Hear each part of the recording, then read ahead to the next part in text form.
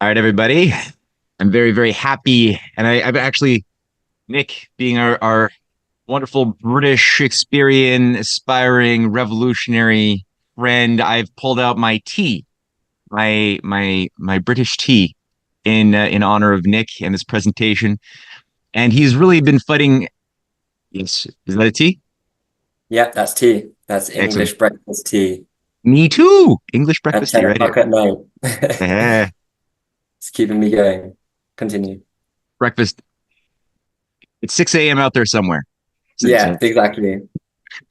All right. So Nick has been working hard throughout his adult life to reinfuse dignity and anti-imperial republicanism back into the English soul, and he's doing it right now with an outlook towards Africa and natural law. And Nick has been somebody who has founded an organization called the Artists Alliance for Africa. He's an advisor to the Rising Tide Foundation. He, Julia, and their young one Leo are right now in Kenya doing a lot of work. And he was gracious enough to offer us this little afternoon here in the East Coast and night in Africa to go through some of the developments of the multipolar alliance, the hope for a new paradigm founded upon the principles of mutual cooperation. Nick has given a lot of classes on these topics as well as the arts, which people could check out by going to the Rising Tide Foundation YouTube page and just type in his name. His website or his Substack site is also fantastic. I highly recommend people subscribe to that and keep abreast of some of the insights that he's been delivering with his written reports. Nick, thank you so much, man. I don't know what you're going to go through, but I got my notebook out and I'm ready to learn. So it's all yours. Sweet. Thanks, Matt. That's great. Okay. I don't want to waste anyone's time. It's late here, so let's get going. I will share my screen. Okay. Everybody sees that well, yeah? Yes. Cool. Welcome, everyone. This is a class on East Africa's economic future with the increased founding of BRICS Plus. So I'm going to start out with basically the kind of battle that we're faced with in our present history between the new incoming paradigm coming from the East versus the old paradigm, which is the Western colonial system, which has been so strong for the past, 500 years or so. And what are the differences? So one seeks to develop and discover, while the other would rather dominate and resist attempts to develop and discover. So you have a hegemonic actor in the world, and you have in the East an actor that seeks to increase human representation in the arts and culture and science technology. We see that with the increase of patents and discoveries. BRICS represents the new paradigm, while NATO clearly represents the old dying order, the rules-based system, which is we've heard that pushed around a lot the past couple of decades. And, also New World Order is a phrase that's been repeated a lot through different media channels and from certain presidents, and is kind of subliminally pushed as an idea that really didn't get too far, actually, in terms of the world. Maybe in the West, it was the Kool-Aid was drunken, so to speak. But in other parts of the world, especially the global South, we see that nobody was ever truly on board. So thank God that China began her mission to the stars in the last century and has achieved literal miracles in human development. In 1981, we had urban poverty at around 71%, and rural poverty at the same time was a staggering 97%. But today, or in fact, by 2020, China's total poverty had decreased to below 1%. And by today, I think it was in 2022 that they announced that poverty had been completely eradicated from China. So moving on, we have a lot of infrastructure to go through at the end. So I'm going to be swift with the beginning battle of ideologies, but it's going to be mostly optimistic stuff. So the BRICS plus paradigm, what is it? BRICS was founded in 2009 as originally just BRIC without the S on the end. South Africa joined 3 years later, I believe. At the time, GDP share in PPP, which is purchasing power parity or power purchasing parity, was 28.92%. And for the at the time for G7, it was, just under 35% as we see there. But by 2023, this very same metric stood at 35% for BRICS Plus and 30% for G7. So not a major swing, but we are seeing the beginning, like the foundational structuring of what this new paradigm is going to begin to start achieving because of their dominance in world trade and economics. Population also is a major deal. I mean, Lyndon LaRouche, anybody who's read him knows his ideas around population flux density and energy flux density, and how these two metrics combined to their highest degree will bring about a prosperous nation. And so population in G7 countries combined is around 775 million. So, and if we look at fertility rates across the West, across those NATO countries, Australia, New Zealand too, based off of the culture that's been pushed from the Club of Rome and other organizations in the past 20 years, we have now declining population rates because women have been encouraged to have less and less children, and incentives for having families have been taken away slowly. And that psychological culture has also been pushed, that kids are not good for us, or are difficult for one to have, or a hindrance to one's economic well-being or their life. BRICS Plus, on the other hand, carries 3.25 billion people under its umbrella. And so, of course, left in poverty would not be good. But if you activate those people economically, the kind of wealth you could produce, especially if you have a space economy and such things, could be incredible. Prior to 2023, and BRICS Plus and BRICS accounted for 20% of global oil production at the time. But with the new members of Iran, Saudi Arabia, and UAE, small correction here, Saudi Arabia hasn't totally joined yet, but they are in the throes of doing so. It seems they're just biding their time because they have to deal with the hegemon, and they have way too many US bonds to play around. But so with Iran and UAE, I think it stood at around 32%, 36%. But if Saudi Arabia eventually joins, BRICS will be in control of almost half the world's oil production. So that's an extraordinary capacity. That's also important for China because China needs energy. Thanks to Russia for that, who's been supporting her economy so well. Existing power capacity across all technologies in BRICS group countries totals 4.2 terawatts, or just under half of the global total. So, for a long time, we considered these countries as part of the global south, where they almost create as much power as we do now. So the days of where Western consumers were able to consume, well, we were just, because of the energy flux density we had, we were able to consume enormous amounts of power very cheaply. And of course, what that brought industrially was incredible growth rates. But, again, as I've spoken about in other classes, because we sacrificed nuclear, all in the name of the green culture that came about, that has now made energy and electricity especially very expensive. Like when it should have gotten cheaper over the decades, it's now more expensive maybe than it's ever been before. Gas prices too, heating prices in Germany, crazy. They've gone up fourfold in the past 5 years. That's from my brother living there. His energy bill has gone up fourfold in the past 5 years since the pandemic. So we're talking major economic also faux pas on the part of the West, all in the name of creating some hegemonic status in the world, or not creating, but maintaining that status. So now China, believe it or not, makes up 70% of that total power capacity in the BRICS nations.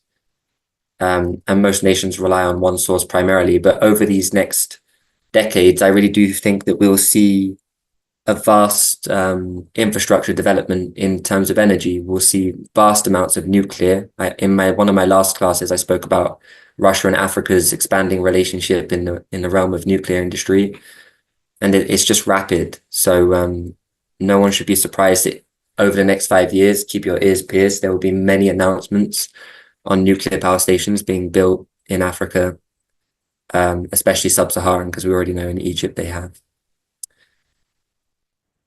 This is another graph just to express the dynamic shift. So in 1995, we see the global GDP at purchasing power parity, and it was around 45% for the West or the NATO nations, vassal states of NATO, you could say, compared with only 17% for the BRICS nations.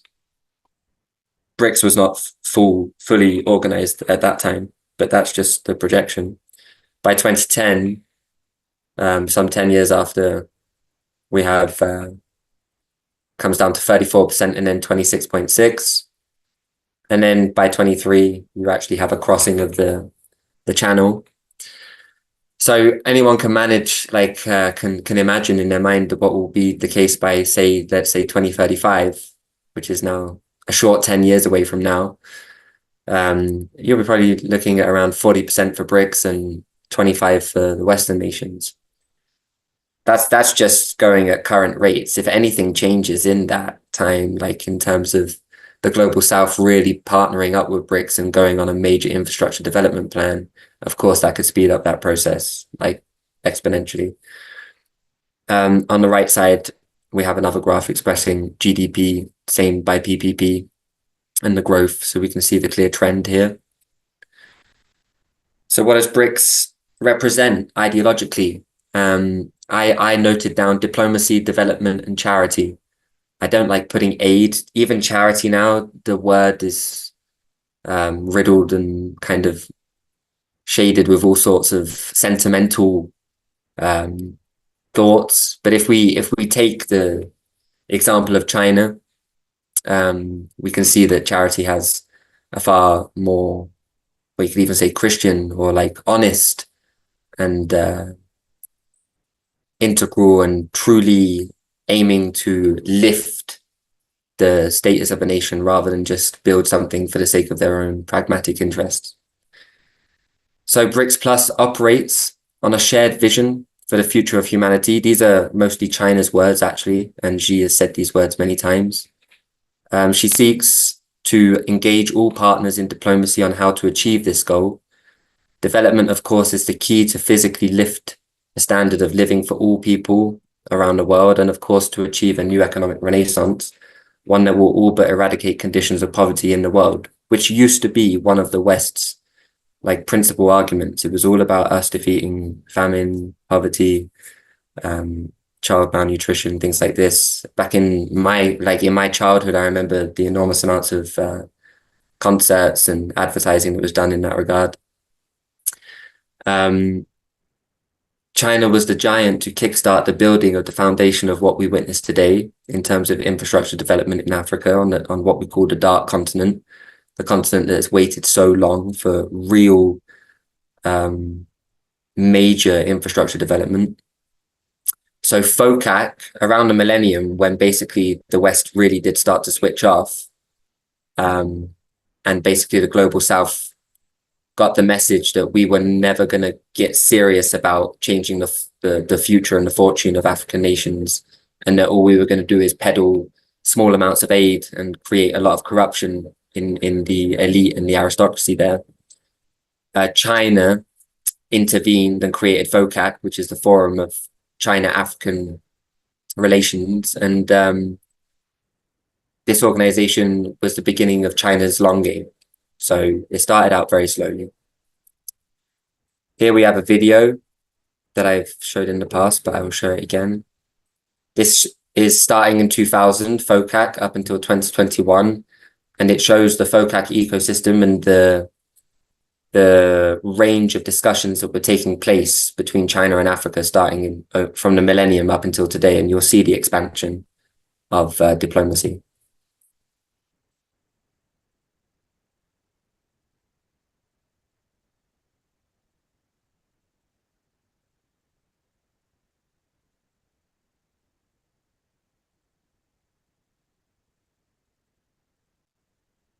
Let's pause it.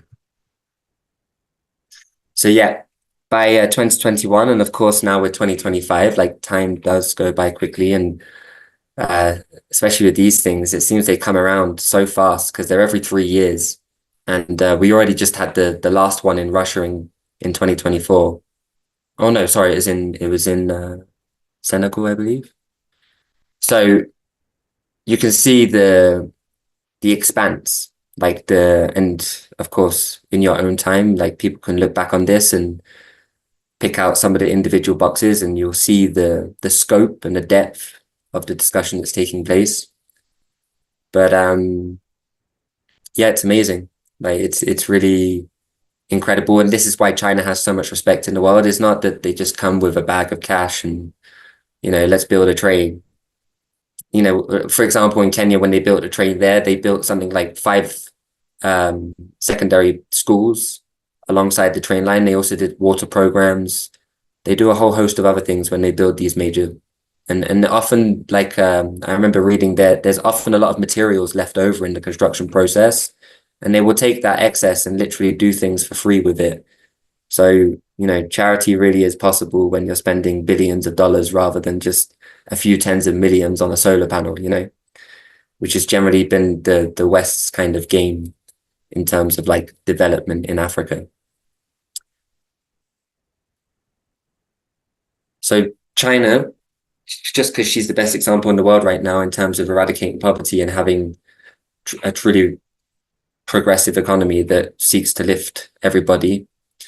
This is a graph expressing how quickly they managed to eradicate massive levels of poverty. I always tell Kenyans, because sometimes with Africans, there's what we call Afro-pessimism, where like if you talk to the man on the street, sometimes they just have this view of their own that is very like pessimistic. And I always say to them, like, do you know in like 1962, China was actually in a worse situation than you? Like Chinese people per capita were actually poorer than Tanzanians, Kenyans, and Ethiopians.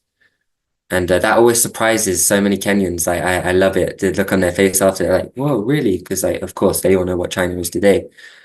And I would say, like, good governance and true integrity. Like when you have an aristocracy which really seeks to live and seek the greater good in the economy, you'll realize massive prosperity.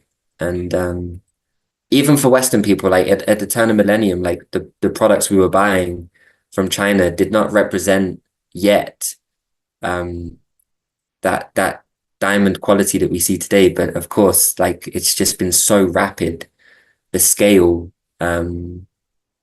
of development in every industry too. Like it's something like over 70 industries, future industries now that they are dominant in, from AI to quantum computing to biomechanics and other things. So just insane, and like really the example in the world. And I've done so many studies on them economically that I love it. Love everything about that country. So this is Africa, just to compare. And I have this lovely graph in the top left here, which is from Statistica, or Statista. It's a great website, and they are increasingly doing more and more data collection.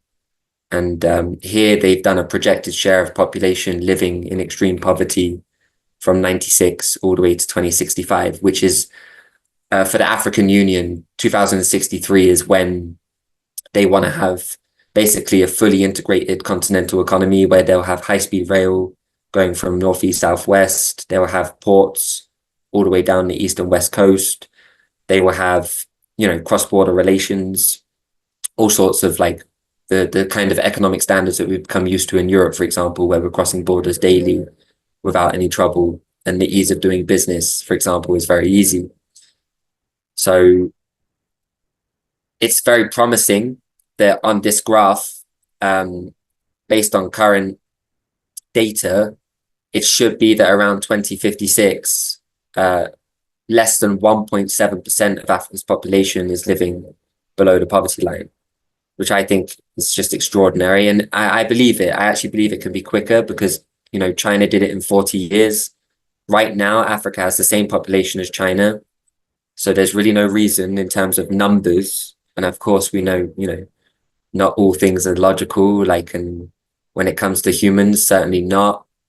When it comes to organizing humans, certainly not.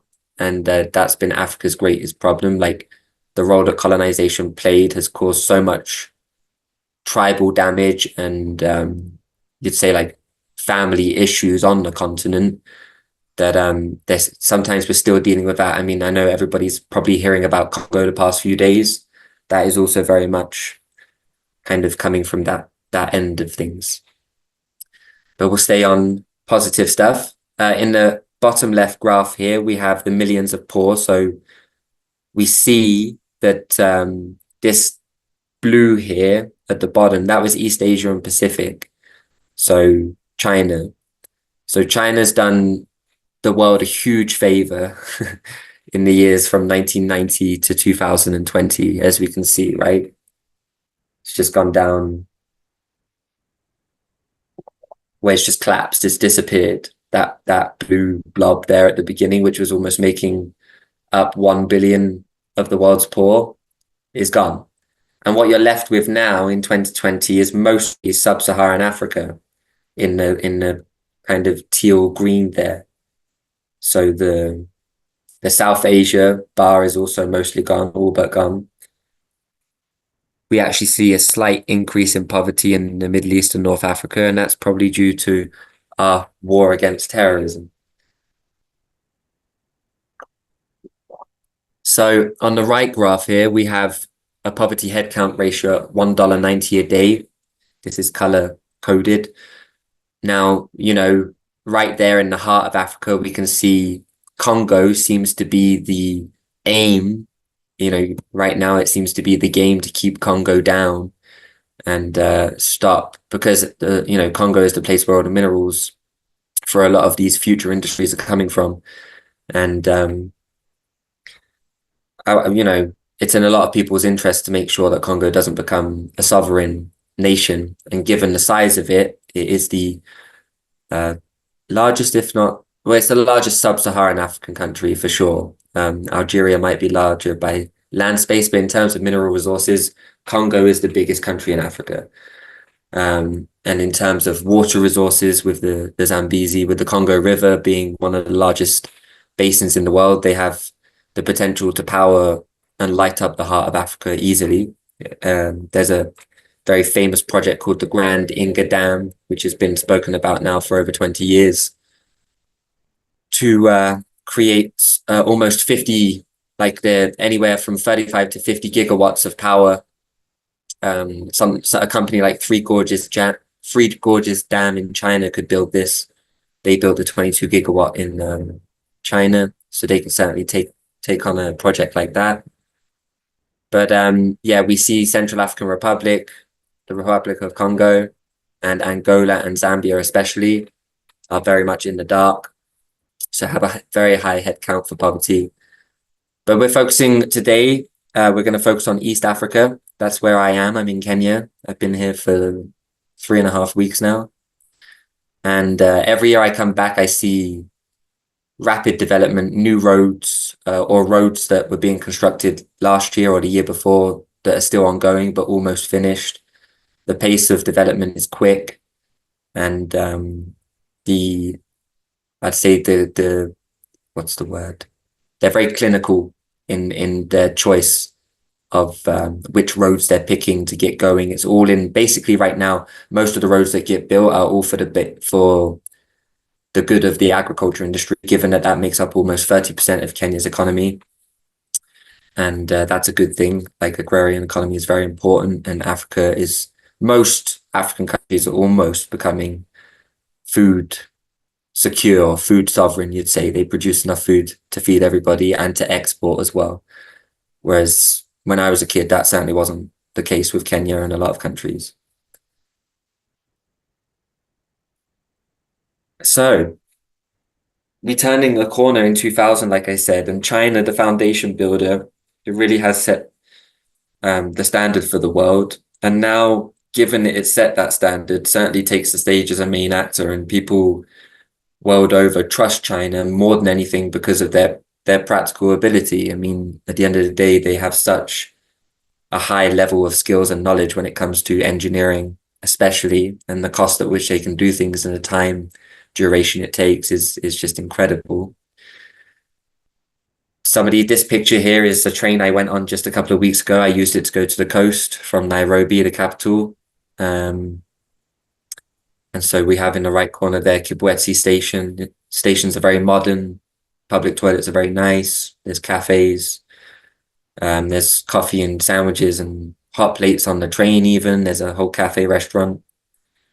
But they built that above project in 2017. It's now almost 8 years running. In July, it will be 8 years. It's crazy. Like I went on it in 2018 and I can't believe it's been going that long. Like already it's gone so quickly. And yeah, it's I think now they said in the past 5 years they have transported 10 million passengers with the train. So it's substituted the road completely. Like the road does not carry that many people. It's not even capable because it's at the moment still a single lane either side. But yeah, incredible project. And we just had a recent announcement that the Chinese are gonna fund, and maybe UAE as well is gonna fund phase 3 to Uganda. But we're gonna talk about that more. Another thing China did in 1976, they built Tazara, which is the Tanzanian-Zambian railway line. It's a 1,860 kilometer long railway. And they built it with a grant, like they didn't make Tanzania pay anything. They used a $260 million grant, which can you believe that's all it cost to build that train line then?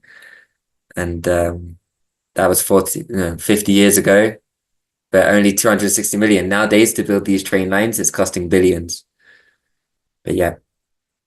China also reconstructed the Benguela Railway in Angola from 2009 to 2019. It took them that long. It's a very long railway, a major corridor for mineral resources mining, but also population corridor in Angola. It created over 25,000 jobs and they trained 5,000 technicians from Angola. So China also does technology transfer there. They're also teaching people in those countries and having them employed and work for them. And then often when they leave, for example, with the SGR in Kenya, the standard gauge railway, when they now have handed over 90% of the operations to Afristar, which is the Kenyan company, Kenyan run as well, state run company that now manages the entire train line. And they did that like 2 years ahead of schedule. So sometimes you'll see in Western magazines like The Economist or the Financial Times, they'll accuse China of debt traps. And if that doesn't work, they'll accuse them of like never giving the project over or never handing over the maintenance of the project to the country. I've seen very little of it. And now we're further down the line and we can see that these things didn't turn out to be true. So the future of BRICS Plus, just a added bit of information. We're going to have increased diplomacy and governmental forums. I'm sure for exchange of ideas and for policy coordination, we will see more forums like FOCAC and the recent Russia-Africa forum that got set up in 2021, I believe. But we will probably see, if there aren't already, like an India-Africa forum coming or something more collective, maybe a BRICS Africa kind of forum. But I'm sure there will be more kind of groupings popping up to organize the economy of Africa and Asia. Also, a future is total food security in these countries in the global south. We'll have increased yields through technology. Africa has some of the most arable land in the world. So once we transfer the technology and what we have in agribusiness and also agriculture, one such project that I love that I always talk about is this Junkao grass, which is in Kenya here. It's a Chinese agri-chemist, I think you call him. And he's developed a hybrid grass, which has a certain mushroom fungi embedded into the genealogy of it. And this makes the grass much more nutritious for cows and increases their milk yield.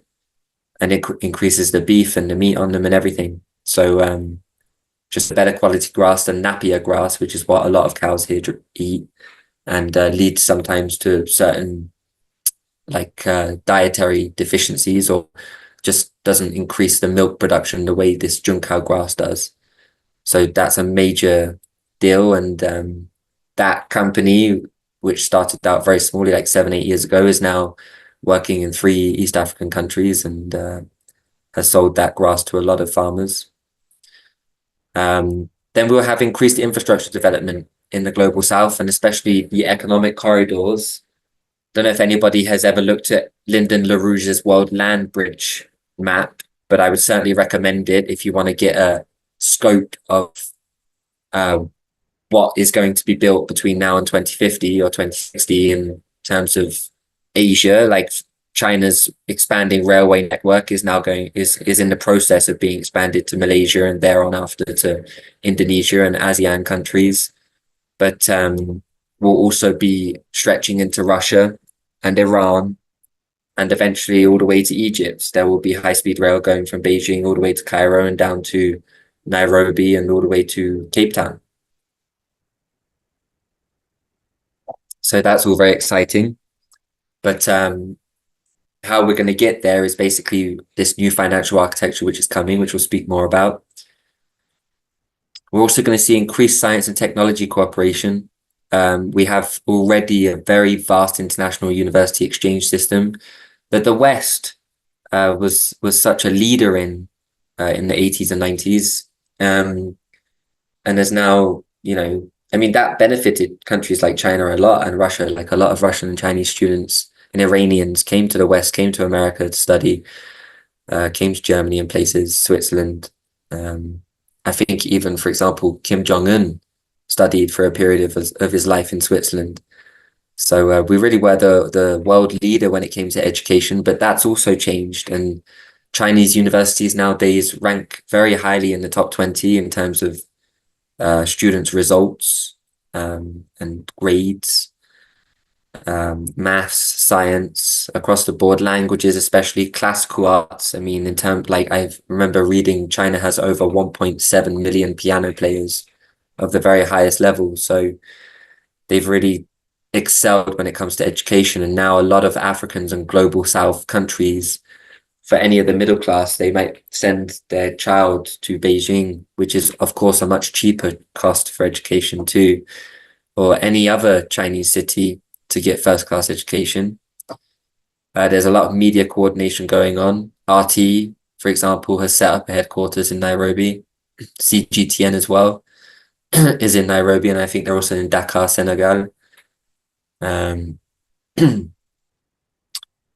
just wanted to note, for example, Russia's recently completed aeroplanes, the Yakovlev MC-21 and the Sukhoi superjets, just as an example of that Russia and China are now very capable of producing the very highest grade of technology and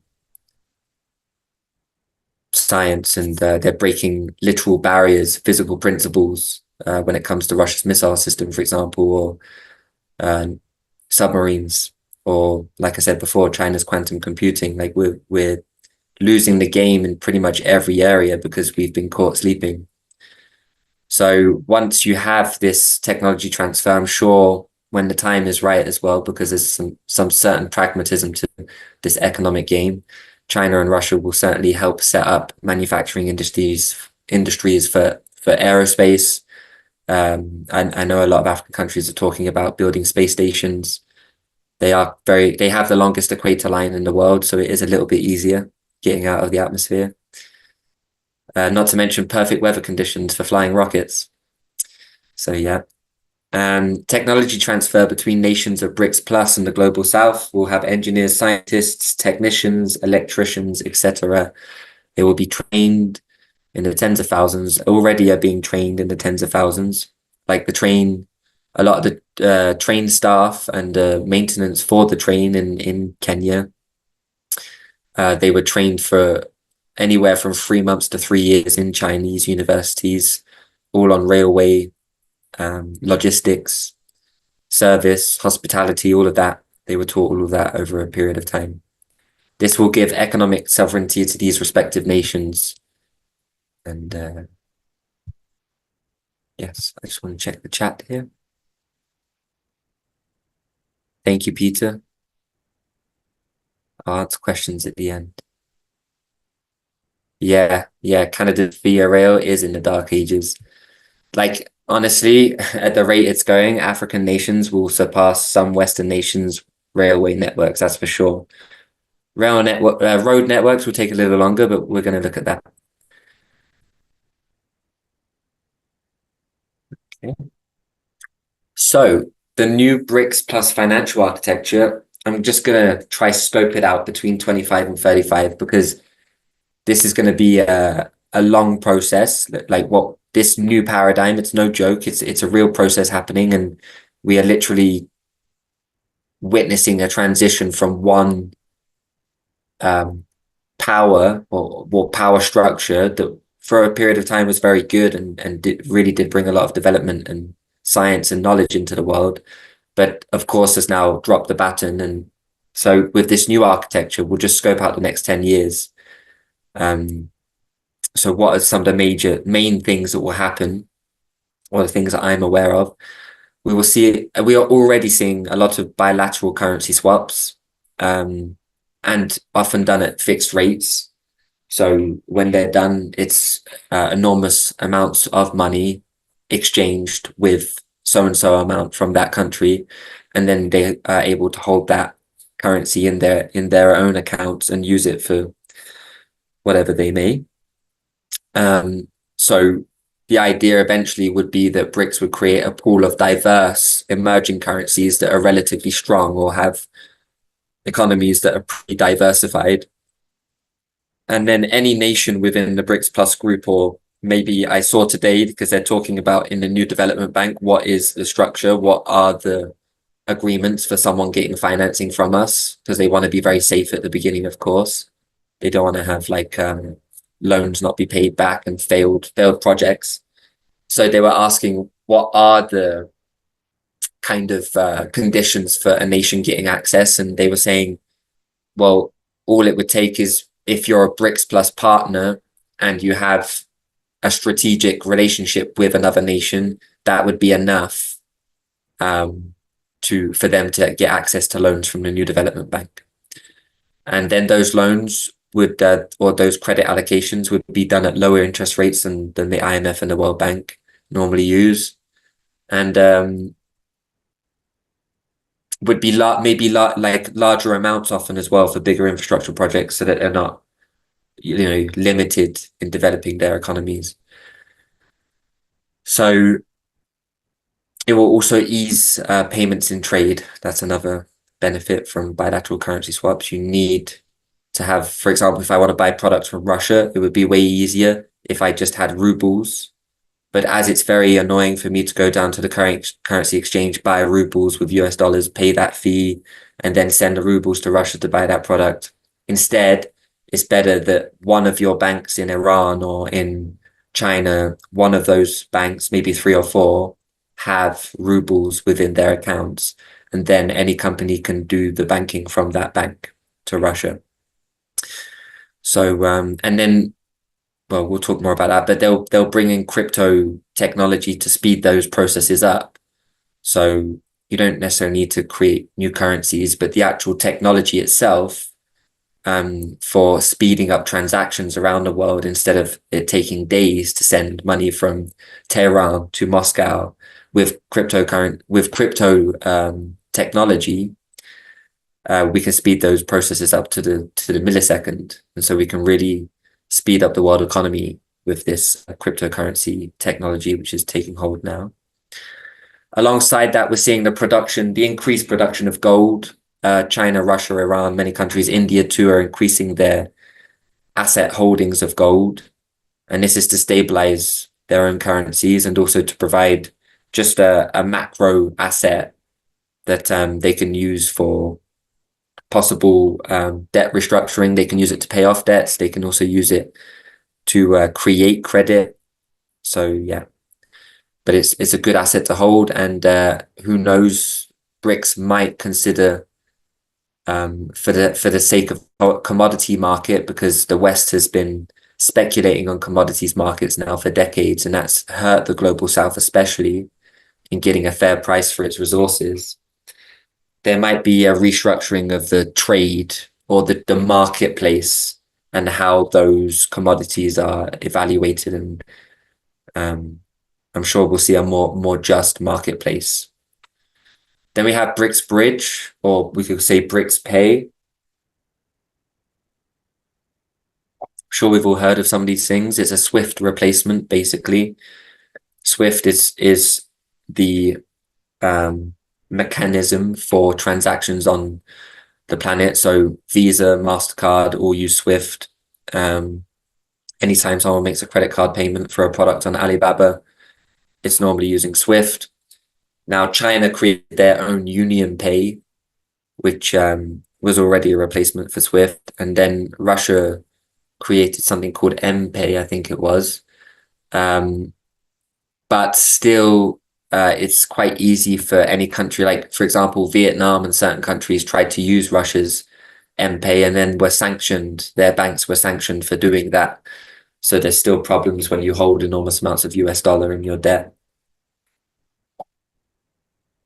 But BRICS Pay would be more secure than Union Pay or M-Pay because, well, it's backed by BRICS. So it's not backed by one country, it's a multitude. And then with BRICS Plus, you would have more countries which would automatically be included in the BRICS Pay platform. Sanctions wouldn't work. They're already becoming ineffective, but yeah, when the timing is right, like maybe this will be up this year. I think this will be pretty quick because it's definitely needed. And this, as the mechanism, then unlocks all of the whole sanctions thing. Like it's gone once BRICS Pay or BRICS Bridge is going. We have a multi-sided payment platform, and you have this contingent reserve arrangement. So when all these nations are holding each other's currencies, it's going to be very easy for them to bypass the US dollar and to bypass American sanctions. So our final point is de-dollarization. That all of that is de-dollarization is only possible because all of this is happening. Otherwise, we would still have to rely on the US dollar as a world reserve currency for putting our money. Like if you're a country in the global south and you need to put your money, you're not going to hold it in your own currency, which inflates very quickly or is unstable. You're more likely to either hold it in gold or you would hold it in the US dollar because gold is very heavy and difficult to transport. So that's why most global south countries, when America was a trusting financial institution, they held most of their debt, bonds, stocks, even real estate in Kenya sometimes is valued in US dollars. Oil, commodities in the world are valued in US dollars. So every time someone has to go and buy oil or whatever on the commodities market, they're paying in US dollars for it. So if they're living in China or Russia, it's a very unfair deal already there because maybe you're just losing out in your currency exchange. So de-dollarization is happening to avoid basically a debt crisis and also to avoid the threat of sanctions because after the world saw what happened to Russia, even a big superpower with nuclear weapons can be sanctioned and can basically have can have the attempt put on them to try and destroy their economy and isolate them from the world marketplace. But as we know, this didn't happen. And Russia's economy actually has come out stronger. I believe they had something in the realm of 4.5% growth this year. And we look at their military industrial complex and the sheer scale of developments in that, using 1/10 of the monetary resources that the West uses, and how they're able to win this war decisively, even though we have supplied Ukraine with serious weaponry. It just goes to show the sheer strength of the nation, not just as a military nation and not just as what did Obama say?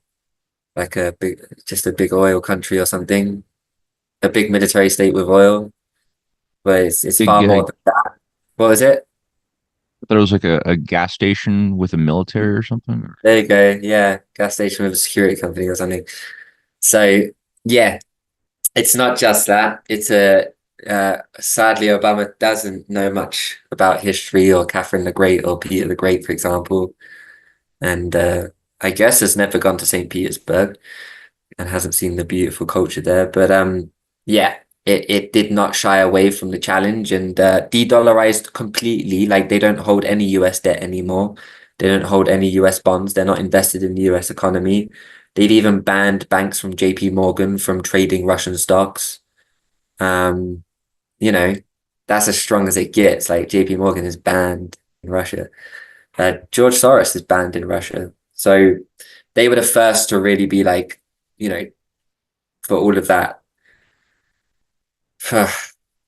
Well, I'm not going to say that, but like for all of the stuff that's affiliated with that horrible Anglo-American empire, we want no part, and we will really make a separation now. And they've separated it in places where China hasn't yet. Even China is still very much tied to the U.S. economy, and the U.S. is very much tied to China's economy. But Russia now has gone it alone and shows it is possible, and that is giving a lot of people a lot of hope.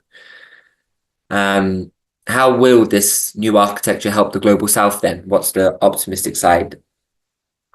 Well, they could begin to restructure their debt. Way the first thing is most of Kenya's debt is in US dollars. There's now some of it, um, there's some debt from China, for example, but that debt is still evaluated in US dollars.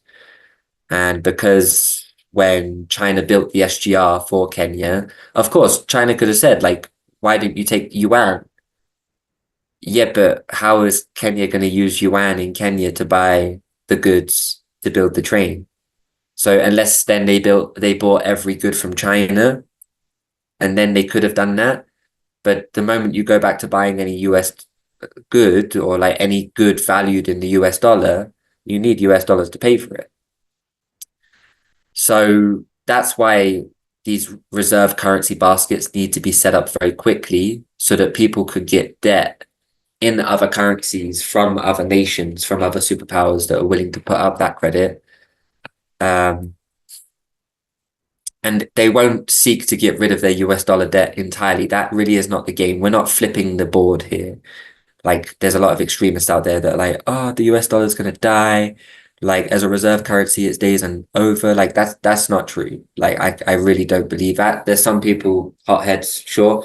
But like if that were to happen, that would destroy so much of what we've done in terms of eradicating poverty and in just in terms of human development and you know the way we live today that is so different to my parents or grandparents. Like um, China building maglev, things like this. So much of that would go down the pan if we had a complete flip of the financial architecture. We really don't need that, but there does need to be diversification, like serious diversification, and we do need to get away from the dollar as being a hegemonic currency.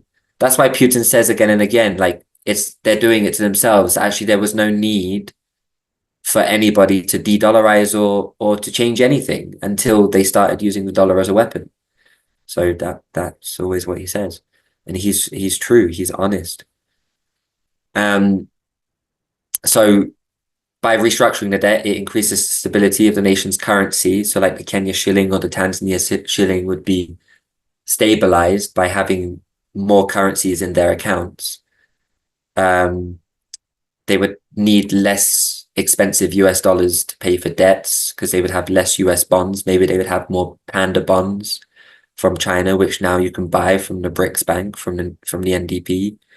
So that's an option, and more people are doing that. Panda bonds are having a great time at the moment. They just had their first sale in January this year, and it did very well. Diversified foreign exchange pool due to bilateral exchange agreements. Usually, I said this before, fixed rates. So that will decrease chances of inflation in their local currency. When you have more currencies in your accounts and you have more diversity for how you stabilize your own currency, you can sell off foreign exchange. You can bring inflation down by changing interest rates, and you do that by leveraging your assets as a government. You could even sell off something more in trade to stabilize a currency. With a diversified exchange pool, also they have the chance to diversify their import-export market. This will increase the likelihood of receiving competitive prices for those raw resources and the commodities we spoke about before. And as we have industrialization on the continent, we're going to get more refined goods coming from Africa. So, like I said, in 2000, the goods coming from China to the West, everybody was like, oh, this is rubbish. It breaks in 3 years. Well, now, already by 2015, I was buying a Xiaomi phone, and I've been a Xiaomi player for a decade now. And yeah, they're just the best. And they're for half the price of an iPhone. So, China's been doing it for a long time, and soon Africa will be doing it too. They will be producing things like smartphones, you know, clothing, fashion, like a lot of textiles, a lot of basic technology, automotive industries. Um, and before long, like I said before, they'll have a space station, and they'll be looking into, nuclear and more high-end industries too. The West will lose control of the commodities market in this time. So I reckon in this next decade, we're going to see all of this. The Western nations, we actually could face a real problem. Europe is in a real quagmire. I don't know how many people here are aware of Europe's next decade and how dark and grim it looks, but really they have just literally cut off their leg, or both of them, by destroying that Nord Stream. They had some of the cheapest gas in the world coming across just one ocean straight into Germany, like straight into the north of Germany, the strongest economic part of it. And now they are paying 3 times more for every ton coming across the coast from America. Is really, like, it's just the craziest ideological battle ever, because we are paying so much energy out of the population just to win this ideological battle. It's really crazy that the elite is willing to sacrifice the people that much. Europe will probably not get back up into terms of real growth until the end of this decade, up until 2035. I really don't see much good. And as Putin said the other day, it would require a complete change of the European elite for the relationship with Russia to get back to being strong on any level again. So, we've been told it's really going to be a bad exit from this war, and then a bad next decade too. And it would probably take China or someone to save Europe from their quagmire. Finally, no threat of sanctions. If you de-dollarize, no threat of sanctions. So it's a real big deal. Like China, anybody can pursue an independent financial and trade policy, and their commodities cannot be controlled anymore, and they could actually charge what things are worth. And yeah. So let's talk about infrastructure. Yes, I'm an hour in, so we'll get to the fun part. This is all of the new stuff, physical development that will take place or has already taken place. So we have the Grand Ethiopian Renaissance Dam. It is about to switch on fully. I think there's already something like 12 turbines that are working, but it's just in the final processes of a trial, testing things. It is a 6 gigawatt dam. It is one of the largest of its kind in the world, and it has created a reservoir, which you can see from space if you go on Google. If you go on Google Maps, you can actually see it. So you can just zoom in to the Grand Ethiopian Renaissance Dam and then have a look at the reservoir, because I always talk about the dam, but the reservoir is even more impressive in terms of like scale. Then we have the SGR from Kenya to Uganda, phase 3. Major deal. That just, like, these deals are literally coming out of just this past month. Normally in January, like, China does do a little bit of like a kind of a gift ceremony, and it seems like China every year anyway, diplomatically, the first 4 countries that they visit are on the African continent. The foreign minister always goes first to Africa. That's been that case, I think, since 2000 now. Africa is the first continent that China visits. So a bunch of deals were signed. FOCAC happened not so long ago.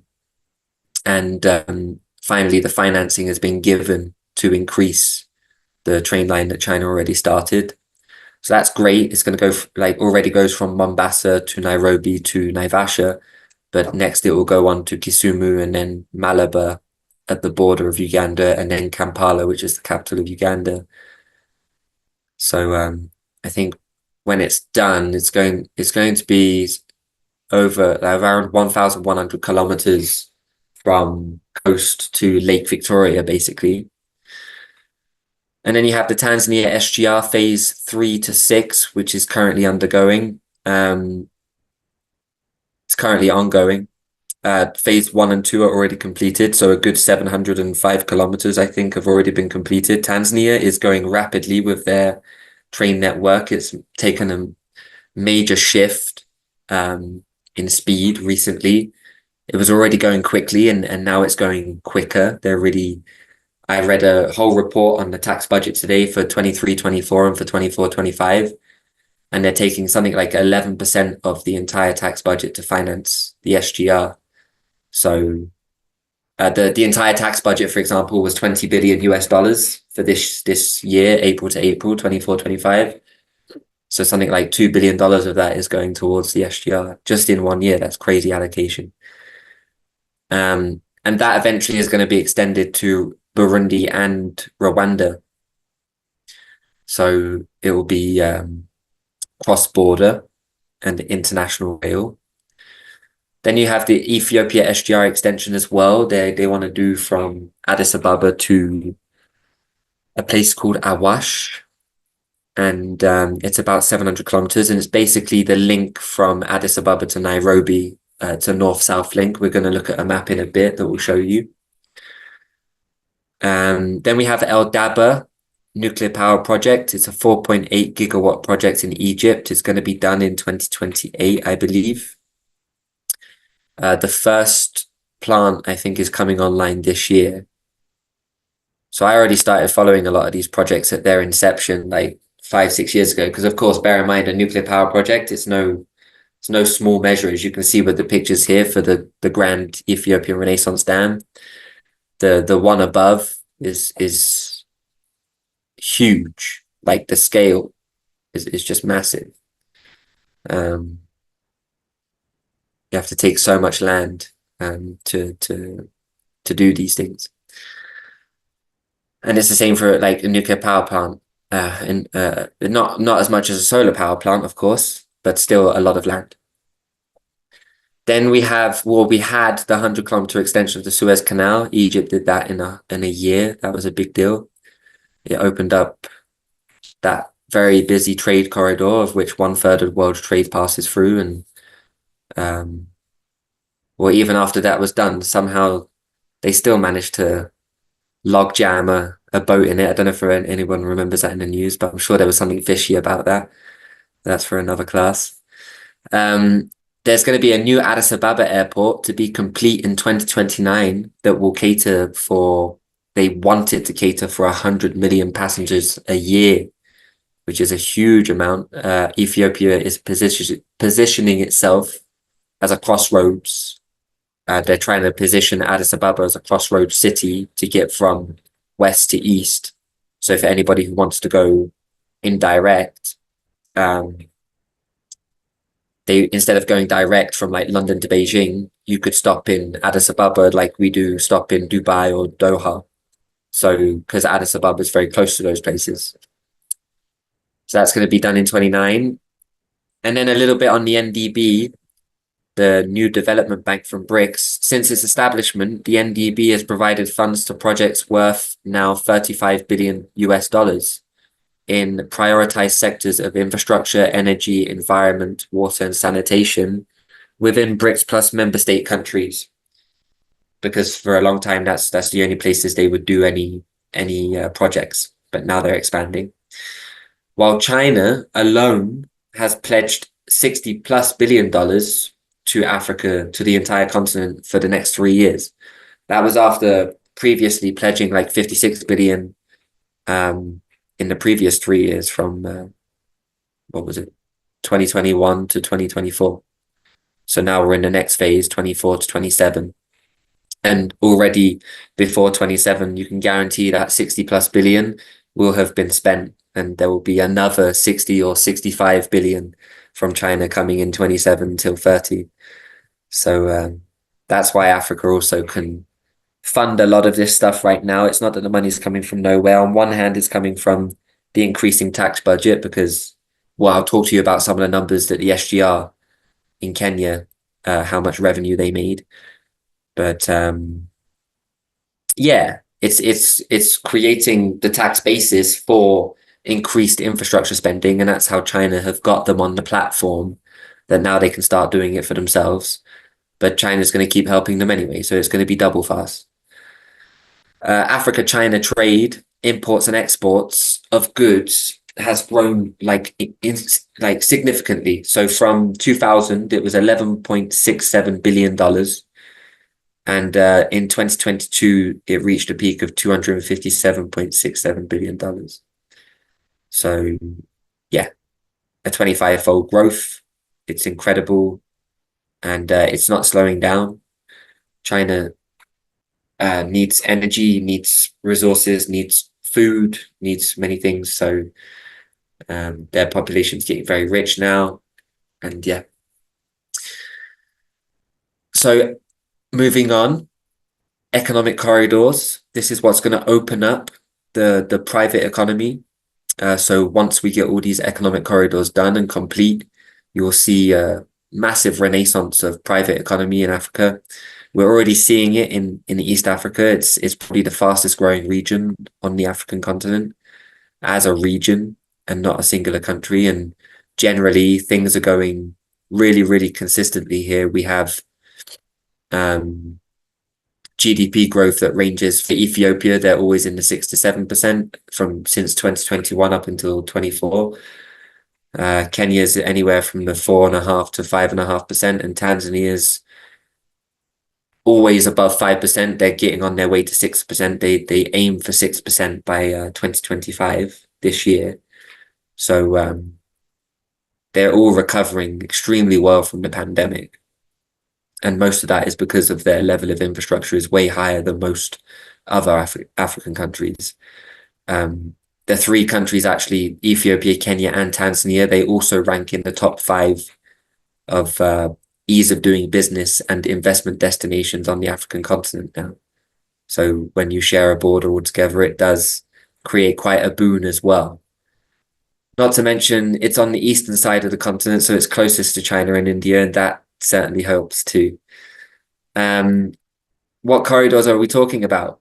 So LAPSET, the Lamu Port South Sudan Ethiopia Transport Corridor, started in 2017, and it will become an economic corridor made up of railway line, highway, an oil pipeline, the port of Lamu, a brand new 2023 berth port, and currently three berths are already completed. There will be 3 new airports, of which 1 is already completed, and these will be in the resort cities of Lokichoko, Isiolo, and Lamu. And also special economic zones will be set up at the port and at border towns between Kenya and Ethiopia and South Sudan. So LAPSET is major. If we look on the right here at this map, my mouse, this is the LAPSET corridor to South Sudan, and this is to Ethiopia and the capital Addis Ababa. So when we talk about LAPSET, we talk about this scissor, including this part here from Isiolo to Nairobi, a major artery. So Kenya is pushing forward quickly with completing that. The aim is to complete it by 2030. I'll be realistic. It probably won't be finished, but that doesn't even matter. Like, the scale of the project is so huge that really, even if half of it was done, it's such a boon for the private economy here and for the standard of living. The sheer increase of jobs is just going to be in the millions. And already construction makes up like 25% of the economies from Ethiopia, Kenya, and Tanzania. I was looking at a brilliant report before from ABIC, and they were talking about what was it? Some $900 billion of foreign direct investment came into African continent just in 2024, and around 27% of that was in construction. So that's from housing to hospitals to schools. There's a massive need for education, private education. There's a massive need for hospitals, of course. Africa has a very fast growing middle class that now can afford private things. So, of course, those private industries are coming to Africa looking for business opportunities. And as soon as infrastructure is built, we literally see land and different parts like being bought up, or even cities. Kenya is developing cities where they are selling plots for companies to start business and to start developing all sorts of economies. So yeah, it's rapid. The Kenya national highways, just to look at the general scope of things, we've got 240,000 kilometers of road entirely, 25,000 kilometers of paved road. So that's a lot better. My parents lived here for a couple of years, almost 30 years ago. And when they were here, there was only about 3,000 kilometers of paved road. Even the road, like the road from Nairobi to Mombasa was all paved, but it wasn't very good. So even like that's the main road in the country, right? Because they're the two biggest cities. It's the line from here, this one. It's called the Northern Corridor, actually, and it would go all the way to Kampala in Uganda and cross over into Kigali in Rwanda. Northern Corridor because it goes on the north side of Lake Victoria. Anyway, there were many highways that were not paved. Getting from one place to the other was not easy. But today, 25,000 kilometers of fully paved road, and that is increasing very quickly, like at a rate of almost 3,000 kilometers of more of paved road every single year. I'll show you some charts after this page. Ethiopia National Highways is growing quickly to 180,000 kilometers in total, of which 22,000 is now paved. And in Tanzania, 181,190 kilometers with 12,000 kilometers paved. I've been to Tanzania. I know that the roads are definitely not as good as they are in Kenya, but definitely getting better. And at least the ones that are done are brand new. So when they are done, they stay new for a long time. Whereas in Canada, like we do a new road and after 8 months, there's holes in it, or it's bumpy again. Then on to railways, trains. Kenya National Railway, already 590 kilometers of it is complete. We've got another 475 kilometers being built. It's already started just this January. They've started. They want to complete this extension from here to here by 2028. So that's all been announced in the past month. There's been a lot of talk of SGR again. It's all ramping up in East Africa. There's a bit of a competition as well between Tanzania and Kenya. Basically, as you can see, they all kind of arrive in Rwanda, and whoever can get here first, well, the prize is Congo.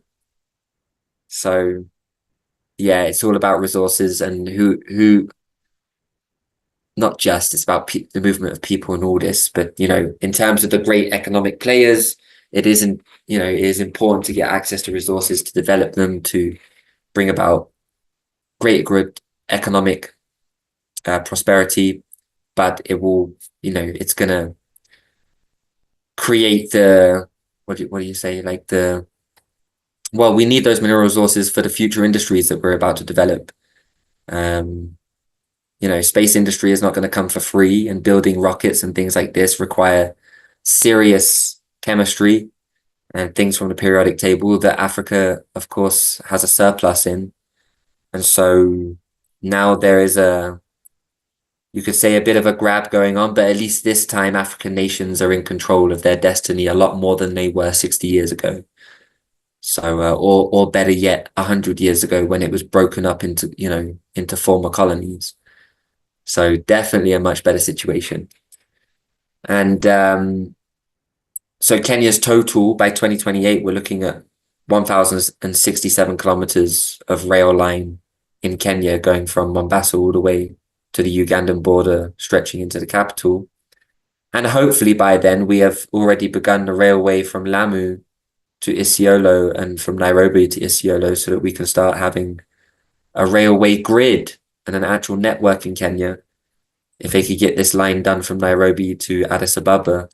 But you understand the financing for these things, just to do that line from Nairobi to Addis Ababa, if we see here, as we go into Addis Ababa, there is a huge mountain range.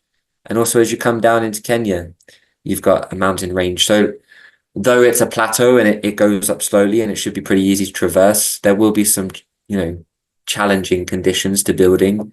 And we're talking anywhere north of $5 billion just to do that one line.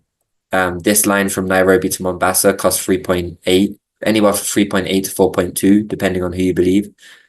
And that was only 480 kilometers of line along mostly flat surface. They did have to do a 7-kilometer bridge for animal migration, but that was the only challenge they had.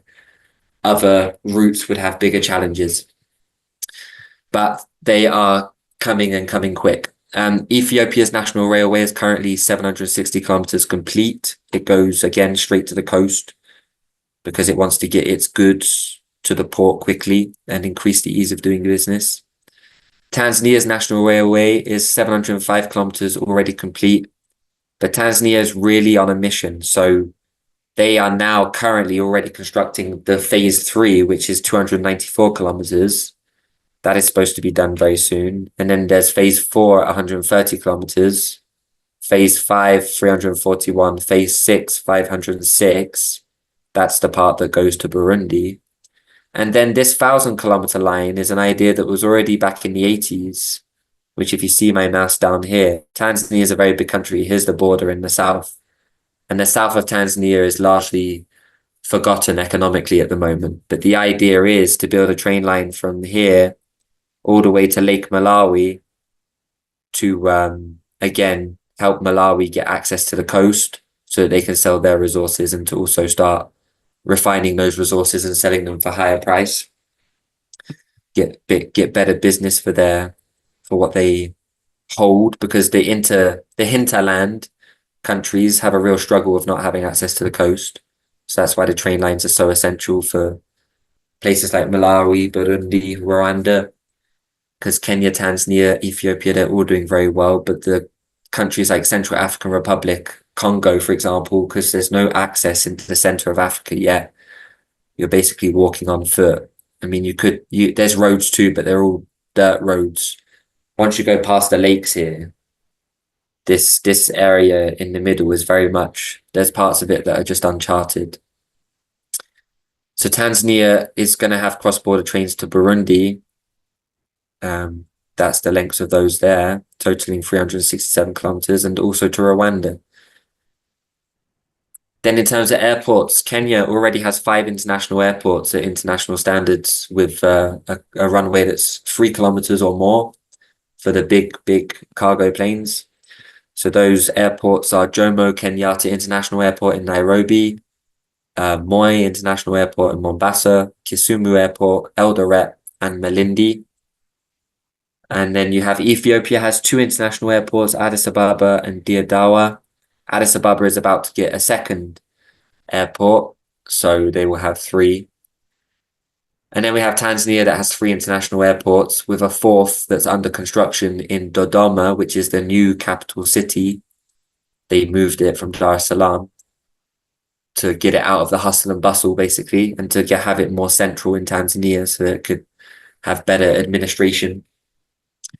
So we have the Julius Nyerere International Airport in Dar es Salaam, then the Kilimanjaro International up in Arusha here, and then the Abeid Amani Karume International Zanzibar on the island of Zanzibar here. And under construction is the Umsalato Airport, that's in Dodoma. So they're developing across the 3 major transport modes, but also ports. If we look along the coast here, Lamu Port is already 3 berths, deep sea cargo port. Mombasa has an extended cargo port, one of the biggest now along the entire, if not the biggest port along the entire East African coast. I think actually Berbera is in Somaliland or in Somalia, but Mombasa would come a close second or third. Then Bagamoyo port is actually being built here. That's a project we'll talk about in a bit on the border of Kenya, Tanzania. Bagamoyo being developed by China, major cargo port. Dar es Salaam also has a big one, and then there's another one down here being developed that I forget the name of, but Tanzania is also building a deep sea port down in the south that will give access for Malawi to the coast. These are Kenya's trunk roads. Let me just see.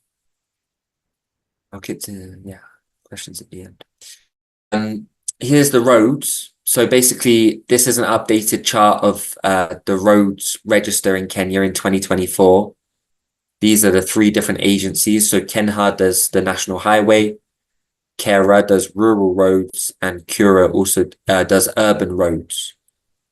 So Kura is responsible for the roads in the city, like in Nairobi, in Mombasa. Kera does the rural roads, so like single lane roads, country roads going from town to town. And then Kenha does national highways that are trunk roads. They go from city to city, or what will become cities in Kenya. Kenya currently has 4 cities, I believe. Nairobi, Mombasa, Kisumu, and Eldoret was recently made a city. But as population and urbanization is growing rapidly, I think Kenya currently stands at around 45% for urbanization. Well, that will grow to like 70, 75. So that's why construction is such a major deal in cities at the moment, because real estate homes need to be built. So yes, Ethiopia here, we can see their road network. Oh, something I wanted to note about Kenya was we see the amount of highways in 2016. Highways, of course, we want to focus on because that's the quickest way of getting around. They've increased the highway distance or the highway network by more than 5,000 kilometers in 8 years. 5,507 is the change. So that's really good. Like, and then the rural roads have been increased by 8,600. So that's especially good for the farming industry because agriculture, of course, goes out into the townships. So they're focusing on getting to the diverse parts of the nation. And then we've got the urban roads even went up 2,000. So really been working on the beauty and the order of the cities. Nairobi, for example, had Huawei put a smart city system in. So now for the first time this year when I came back, last year it was already there being implemented, but we had traffic lights everywhere and everybody's listening to them and following the rules. And like it's a beautiful sight. Like the order of traffic in Nairobi has gone up a lot, and especially in the peak of the day when business is busy and there's a lot of traffic, the lighting system really helps. So traffic lights everywhere, roundabout systems, lots of things have been put in place to increase the fluidity. So here we have Ethiopia's roadways, as I said before, 180,000, railroads, 659, 1.2 million vehicles, 23 airports. This is Africa at large, some interesting numbers. And then Tanzania, similar situation to Kenya, but bear in mind Tanzania is about 2 times the land space of Kenya. It's a much, much bigger country. So it's going to take a little bit more infrastructure work to access every region. But yeah, you can see the scale of the road network is already very advanced. And these black roads make up the highways. And more than 85% of those for sure are already well paved. I did the trip, for example, from Dar es Salaam all the way to Arusha, going to well, right to here basically, because this is Serengeti. So and I remember the highway all the way along was very, very good. 2 lanes either side. We're getting a lot of dualization now as well. So not just single lane highways, but major highways so that you can overtake and go a little bit quicker than your friends. But yeah, the network is developing very quickly.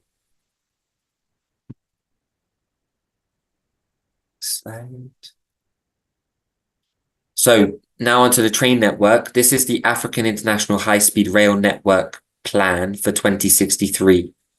So we can see the scope of the work before us. This is the ideal. This is what the African Union has said it would like to achieve.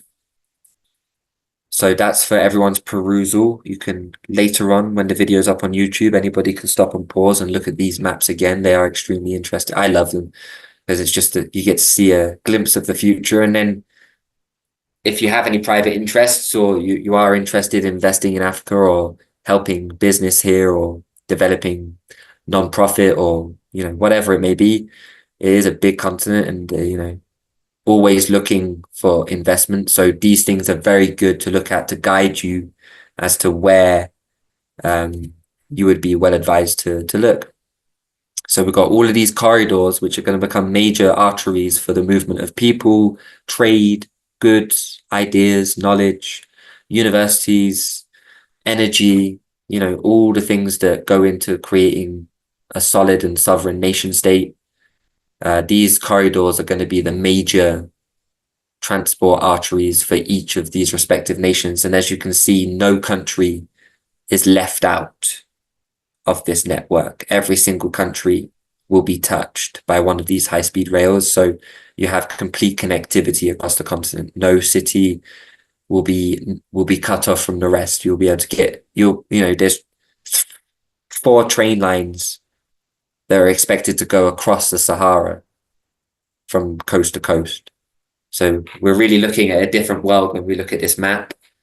It's abstract for now, but it will for sure become reality. So it's definitely for people to wrap their heads around and enjoy the prospects and the imagination.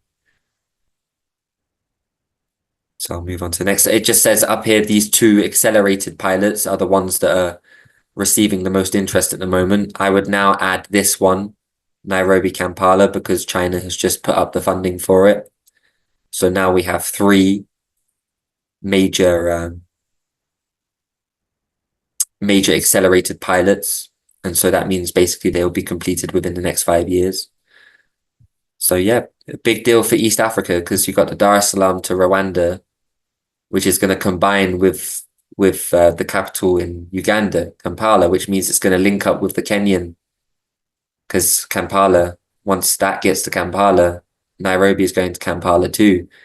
You got a U-shaped high-speed rail from Tanzania to Kenya.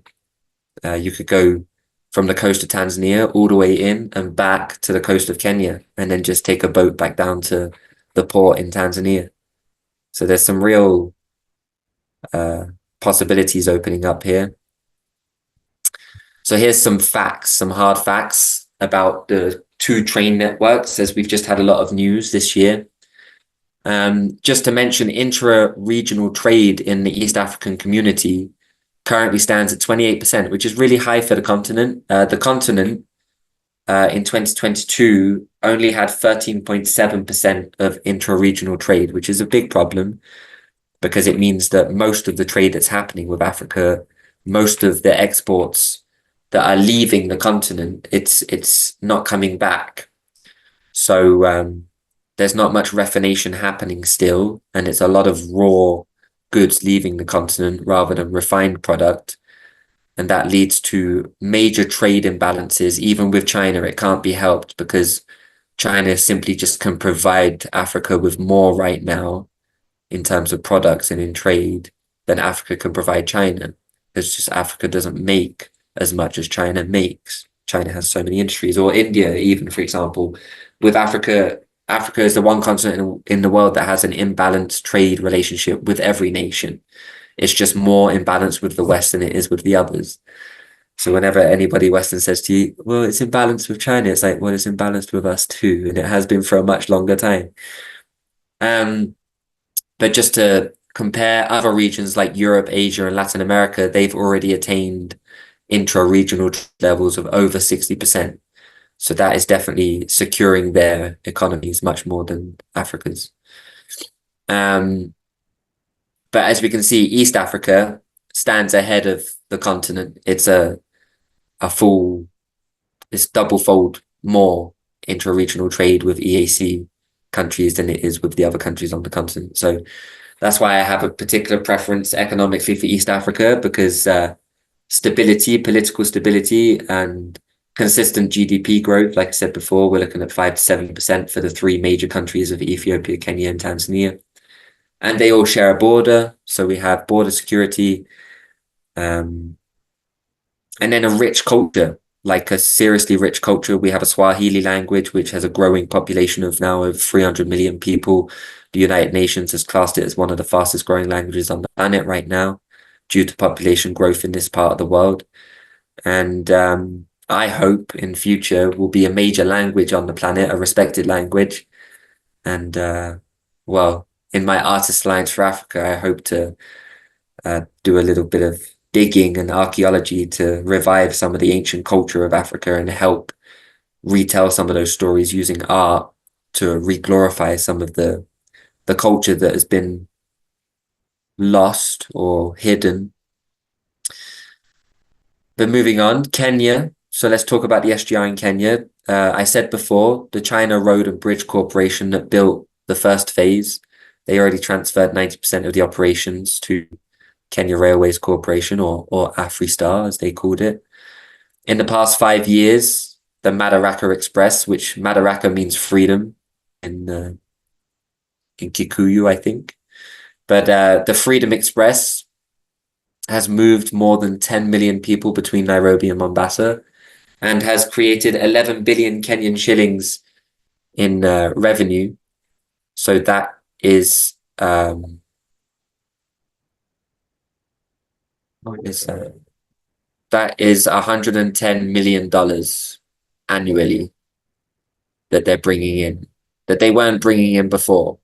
So that's government revenue that goes into the tax base and can be spent on development and all sorts of things. So that's why infrastructure also is so good, because when the state runs it, it literally makes money for the state that can then be spent on benefit for the people.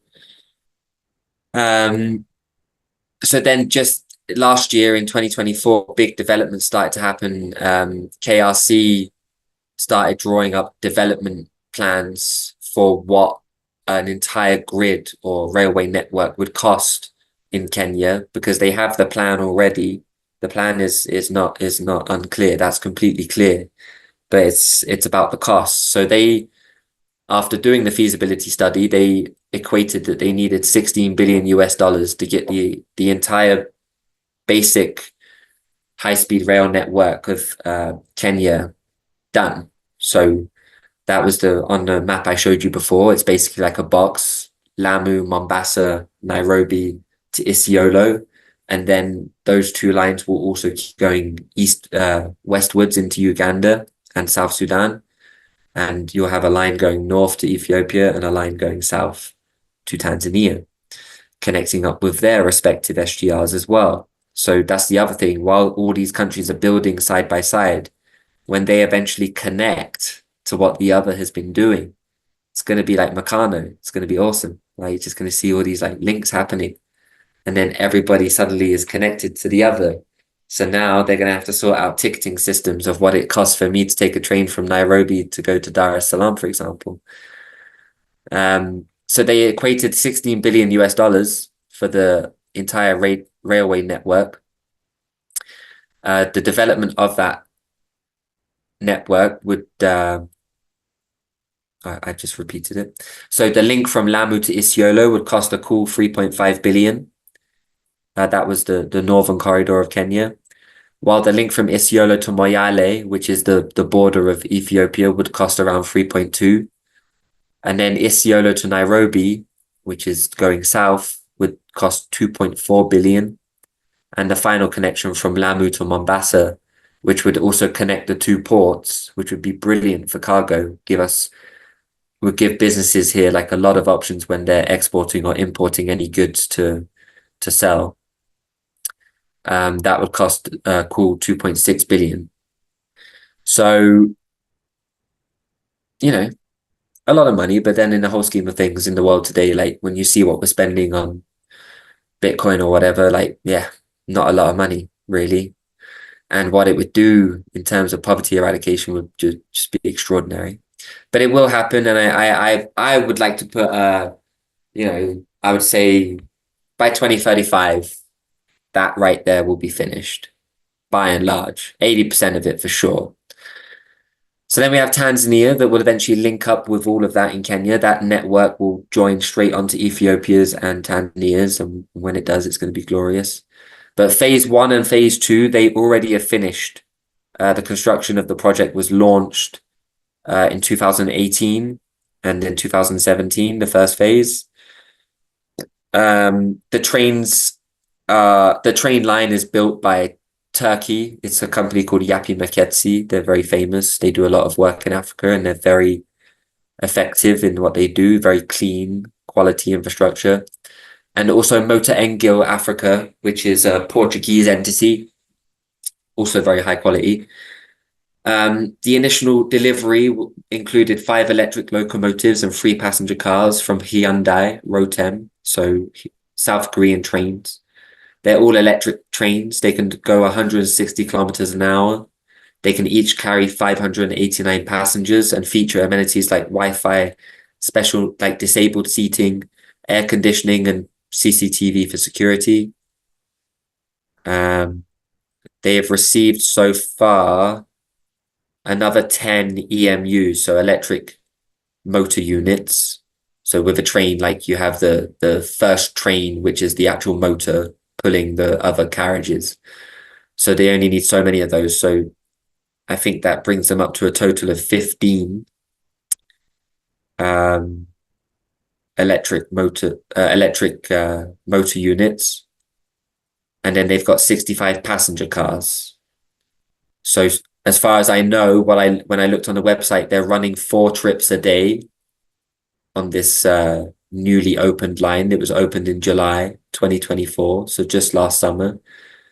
And it's a full 700 kilometers. It's even longer than what we have in Kenya. So they've just jumped us here. And it's a real competition going on. And it's very exciting because it's like a race to Lake Victoria at the moment. So phase 3, which is it began construction in April 2022. Construction time, they've given it 4 years, including a trial period. There have been some issues with financing. It turned out basically Yapi Meketsi needed more money to finish the project. So that's all been figured out. That was figured out in October 2023. Work has continued. The last I heard was that 14% of the construction has been completed. But I'm sure that has changed by now. It's just to get constant updates is difficult. But that's the best I could find for now. But that update of 14%, I think the date of the article was from like beginning of last year, at which time they'd only been doing 18 months of work and they had financing issues, so it's held back a bit. It's going quick. I reckon the 3rd phase will already come online probably summer 26.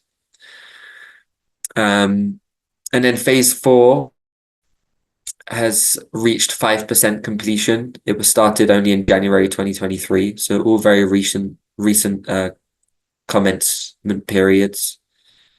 They're not wasting time. It's basically every year they're starting a new phase and they're trying to make sure that they complete in some orderly fashion. Phase 5, which is the final phase going to Lake Victoria and Wanza, which is a small town on the lake. That's actually really far along because China, of course, they're doing it, and it's not Turkey, and China is, effective and normally does it for the price they say they're going to do it. And so they signed a deal and started construction in January 2021. So they did have a head start, but they're already 54% complete with that. And it is a longer section than what the Turkish company is dealing with. So, but not major differences between the standards there, I must say. Both are brilliant. And then phase 6 is also being constructed by China Civil Engineering Construction Corporation and China Railway Construction Company. and it was signed on December 2022. I don't believe it's actually started yet, but yeah, it will do. And when it does, Tanzania's entire SGR, when that phase 6 is finished, we'll be looking at a railway line or a railway network, which is 2,200 kilometers long.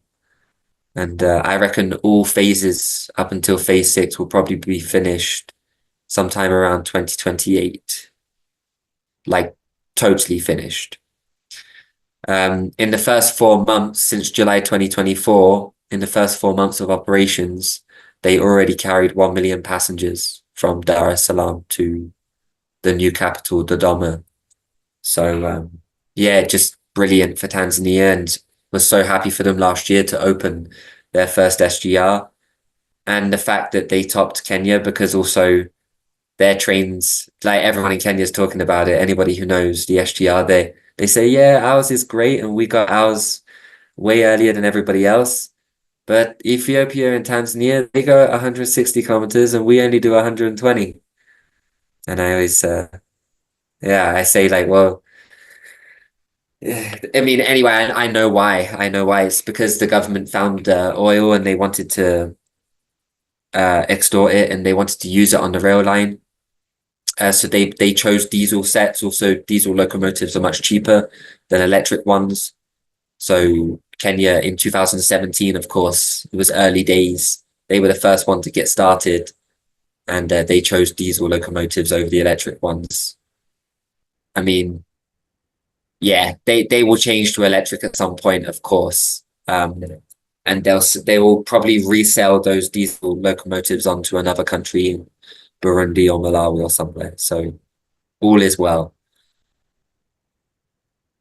Let's just to finish up here, because we're getting on for 2 hours. I'm going to run you through some other major infrastructure projects, which are either most of them have either completed or are ongoing. I'll tell you the ones which are, which aren't. So we've got Thwake multi-purpose dam. That is a mainly an irrigation dam, but it is also carrying some megawatts as well. Like I say, it's a multi-purpose dam. It's a $500 million investment, and China's building it, and it's almost finished. You've also got the Itare Dam, the Soin Koru Dam. They're both major irrigation dams. Kenya is spending some, I think, $700 million right now on dam building, mostly for agriculture to increase water security in this country. Kenya is pretty water secure now. I can drink out of the taps, no problem. It's very rare that you're in a place where you need to worry. So yeah, major developments there, especially here, but in Tanzania too, very good quality of water now. And that's because of dam building, the reservoirs, and the sanitation systems that have been put in place. Then we have the Tana River nuclear plant, major development coming out of Kenya. It's right now mostly just architects' drawings and designs. But if they cozy up to Russia, I'm sure they can speed that one along. They're basically picking which nuclear or which country is going to do it, because I think all nuclear authorities are state run still. I don't think, and America's playing around with privatized nuclear industry, but like, yeah, most are state run, so probably it would be wise to pick Rosatom, given that they are the most diversified and have the greatest knowledge base for the nuclear industry in the whole world. I'd say they are building the most nuclear power plants at the moment, and they plan to have a 1 gigawatt plant by 2027. That won't happen, but maybe by 2030 if the current administration, Ruto's government, can get it off the ground. Then we have the Dongo Kundu bypass. That's finished. That's a major highway that links, basically, it links Mombasa to the south side of Kenya, going down to Diani and to the border of Mombasa. It's a big deal because it crosses over a major river. Mombasa is an island and surrounded by other tiny little kind of lagoon and other little islands, but it's mainly an island itself, and it needs bridges to get on and off of it. but the river that goes kind of down through the middle of it, um, that also needed to be crossed. And getting to the South Shore before, you needed to take ferry across the river, which took for ages. Now there's a highway, a dual lane highway going straight across, and links up with the Southern Coastal Road. So now, if you want to get to Diani, it's about 2 hours quicker than taking the ferry. Major deal, that one. I did the ferry like 6 years ago, and it was not fluid. Then we got the Nairobi Mombasa Highway. Big deal. Right now, the Nairobi Mombasa Highway, most of the way, it's not even a dual lane highway. So that one really needs to be done because it's a major trade corridor. There was supposed to be a deal in the prior Trump administration that Bechtel was going to build it, but of course, like Trump didn't get much done for Africa. And yeah, that's a hard one. We'll see what happens with that. But if they don't pick it up, someone else will. Then we have the Roroni Mao Summit Dualization Road, 180-kilometer road that is in the process of already being built. We'll have the Mau Mau Highway, 500 kilometers. That's also begun. Nairobi to Marua is complete almost. I just drove it the other day to come up here to Nanyuki. So Nairobi to Marua, that's at 85 kilometers. And then the part from Marua to Isiolo, the second half, that's not done yet. They haven't even started that. That's like 120 kilometers. So in total, 219. And when that's done, where I am now in Nanyuki, which is right by, I have Mount Kenya behind me, 5,700-meter mountain in the heart of Kenya. To get up here, we will actually have a motorway. Whereas right now, the motorway only goes for about 85 kilometers out of Nairobi before it turns into a single lane road for the rest of the trip. So for me to get here, it took about 2 hours, 45 minutes. And in future, once that motorway is complete, it would be a bit less than 2 hours. So a pretty big deal for business again and for tourism. Then we have the Nairobi Western Bypass, just recently finished. Nairobi now has a full circular bypass. So northeast, southwest, has a bypass going around the entire city so that major cargo lorries and stuff don't need to pass through the center. That is a dual lane bypass all the way around Nairobi, the first of its kind in East Africa. And then we have Mombasa Gate Bridge, which is a bridge going across that river I spoke about in Mombasa. It's like a suspension bridge. It's not started yet.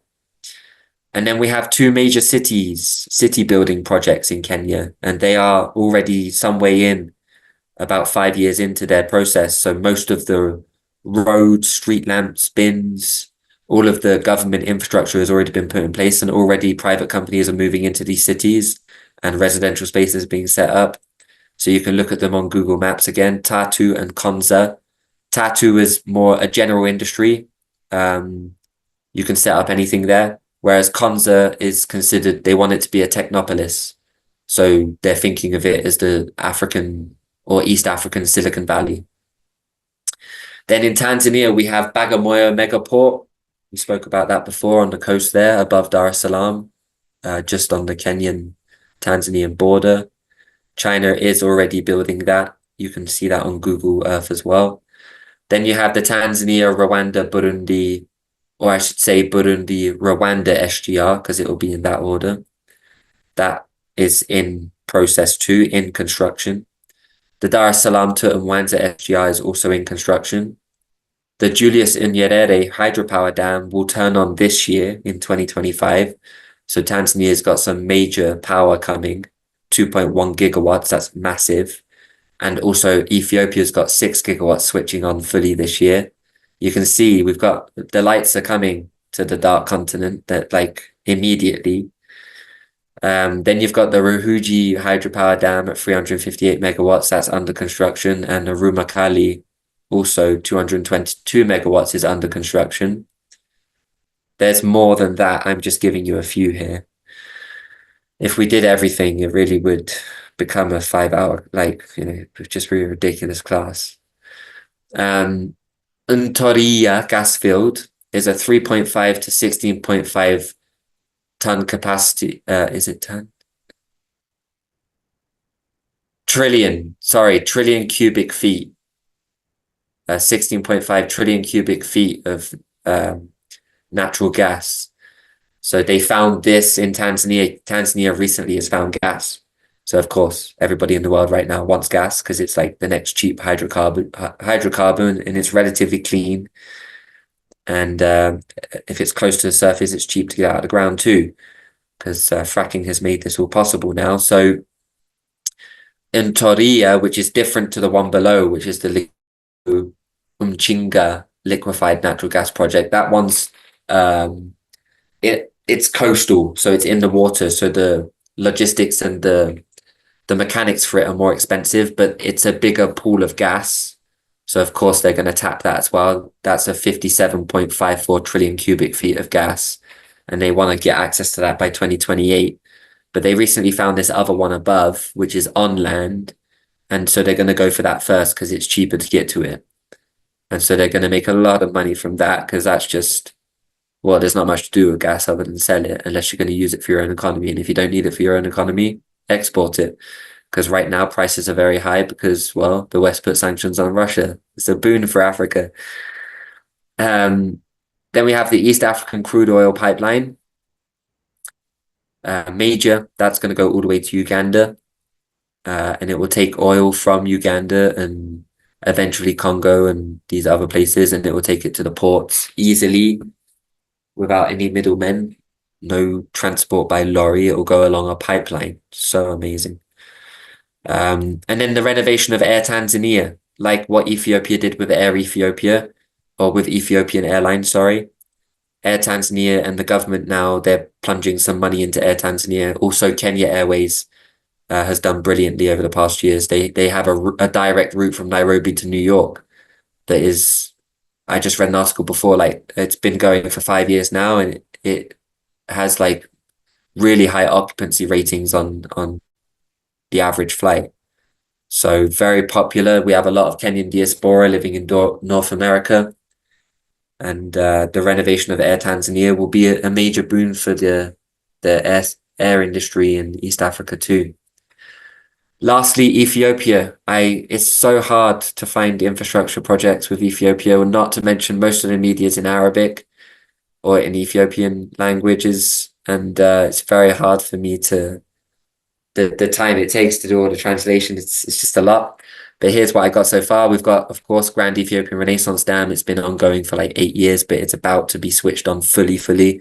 So it's a major. It is going to transform. It's not going to do it like that, but over the space of 4 years, we're going to see the literal electric in this part of the region, in this part of the continent. We've got the Koisha hydropower dam, 2.2 gigawatts. So already there with those two, it's 8.2 gigawatts. And then with what Tanzania is bringing, you've got like 3 gigawatts there, already 11 gigawatts just in hydropower, just in this part of the continent. It's massive, right? Like it really is a lot of power by African standards. These are international standards. Like 6 gigawatt is an international standard hydropower station. So I don't even think Europe has any that big. And if they are, they're like in Ukraine or Russia. International airport in Addis Ababa will be done by 2029. They want that to have 100 million capacity. We've also got the Bishoftu International Airport. There's a whole range of others that Ethiopia is trying to build. Then they want to extend their standard gauge railway system too. So I said before, Awash to Mekele. That would go to the border of Kenya from the capital. So 700 kilometers expansion there. This is very important. The Sodo to Suswa high voltage DC. So DC is the adapter, or is the direct current, I think it stands for. High voltage direct project. It's a 500 kilovolt transmission line between Ethiopia and Kenya, and it's 1,045 kilometers long. So that was built and put in place before the Renaissance Dam was finished, so that when it is finished, of course, Kenya is going to be buying a lot of hydropower electricity from Ethiopia, because Kenya is short on energy resources. They have a lot of geothermal, but not much else after that. They don't have the strength in the rivers that Ethiopia and Tanzania have. Um, then you have Hawassa Industrial Park. It's a special economic zone, major industrial park that was already begun being built in like 2019 or something. It's close to the SGR already. And then they are doing major beautification projects along the river in Addis Ababa. They are generally beautifying Addis Ababa a lot. Major real estate projects, one called Lagare. I think it includes something like 200,000 residential units. So major city building going on, especially in Kenya and Ethiopia too. Tanzania, well, no, that's not true. Tanzania is building the new capital city in Dodoma. So city building going on even in Tanzania too. This picture on the bottom left is the brand new SGR railway station in Tanzania, which just opened in July 2024. So that's the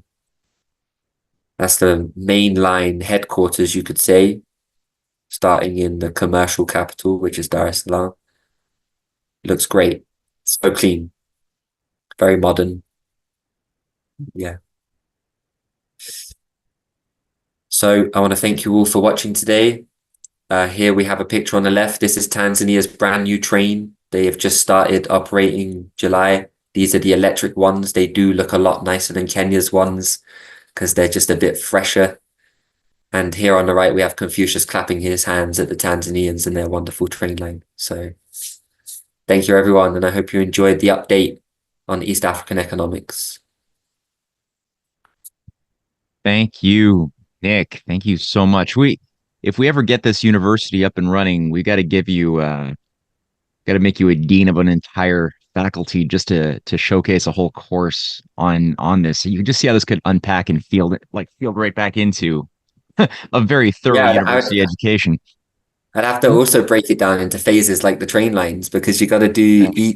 you'd have to do each industry. Like it Yeah. takes too long to just go into energy or any of it right now. When I started the database that I've sent to you a few times updated, that was already like uh, 8 years ago now. And at some point, like I was just going crazy to keep up with the pace of Hmm. projects. And then a lot of the time, because before political things become physical, there's a lot of back and forth consultation. There's a lot of feasibility studies. So sometimes these things would be announced and then it would disappear and you'd be like, oh, like shit, where's that gone?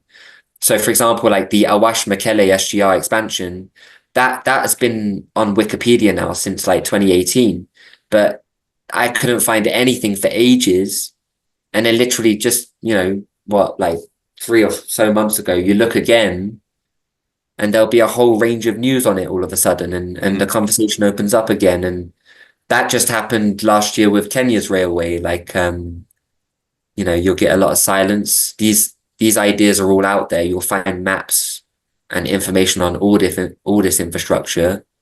But then to actually see it being physically done, sometimes it happens straight away, and in other years it takes a few years of political consultation. And Yep. not to mention they're crossing borders. Like it's really tricky stuff. Like Europe, we take it for granted that, we all get along and, you just build a train from France to Germany and everyone's cool with that. But right now in Rwanda and Congo, we have a conflict, like, and a serious one. Like, it was an urban conflict just last week. Like, thousands of people were displaced in the space of days. Goma, Kivu region in Eastern Congo right now is a war zone. And while all of that's going on, we're trying to build these train lines that are literally directly going into that war zone. Like the direction of all of these train lines in East Africa is going towards Congo. Obviously, anybody with an economic mind would do that. But then the trouble is Rwanda is being used as an actor in the region to instigate chaos because, the West doesn't want these infrastructure projects to get completed. That's why sometimes There was talk of them building a train line from Tanzania to Uganda. And also Congo were going to build a road, a 300-kilometer paved road from Congo into Uganda.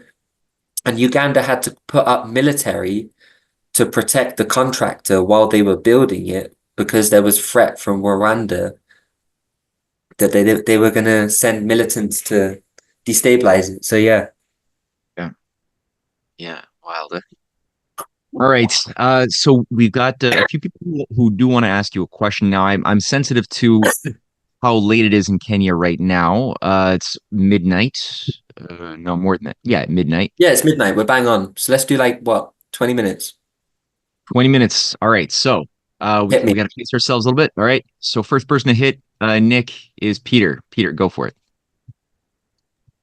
Thank you, Matt, and good afternoon, Nick, or good evening to you, as the case may be. So I've questions. You piqued my curiosity about the financing versus the industrial capital aspects of the matter, and I recognize it's important, and you appear to agree, see that way. So, two questions: what is going on now to curb dollar debt and Western crown banking influence in the BRICS Plus zone and East Africa? Are there any financial preconditions for accession to BRICS Plus amongst these East African countries? And what are the taxation programs in the countries with which you're most familiar? For example, how many have pursued the Henry George single tax program or the Tobin tax security trade tax to levy taxes on what are nominally productive activities, as Henry George envisioned, and then a small tax on all this money changing that's taking place, which Professor Tobin envisioned about 25 or 30 years ago. Thank you. Brilliant. Yeah, great questions. They get straight to the heart of the financial issue. So in terms of the preconditions for being part of the New Development Bank, which is the BRICS Plus official bank, so far, from what I saw today, there are no such preconditions. The only precondition right now is that, strictly speaking, you have to be a member of BRICS Plus to have access to credit from the New Development Bank. So you have to have, so to become a BRICS Plus member of the NDB, like Algeria just became a member last year, and they put 1.4 billion, I think, into the bank as part of that membership process. So there's a certain allocation of funds to increase the capital of that bank to then increase the ability to dole out credit. But so far as the capital of the bank, I think only is around $40 billion. The NDB is still in a foundational stage itself in terms of capital building.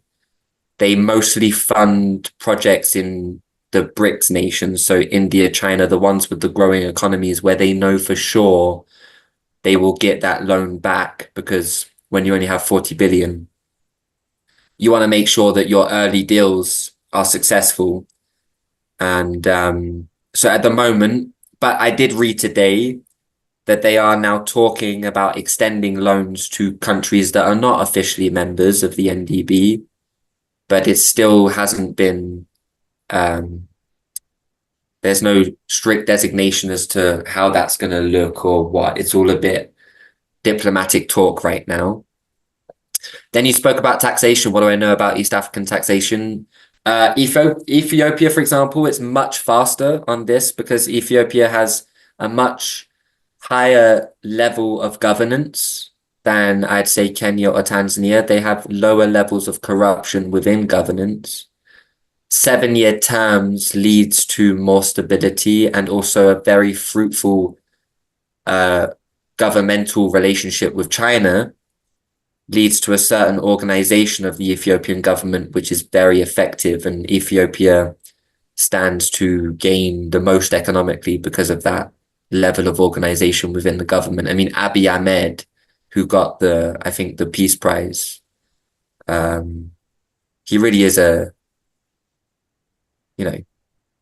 great leader. I was going to use more embellishment there. But then I was like, oh no, hold back. He's a great leader, and he really has come through a very tricky conflict with the Tigray region because they were dominating Ethiopian politics before, and then he got together enough tribes to come into a political entity and get representation for the greater amount of tribes, not just the major one, which was the Tigray in the northern region.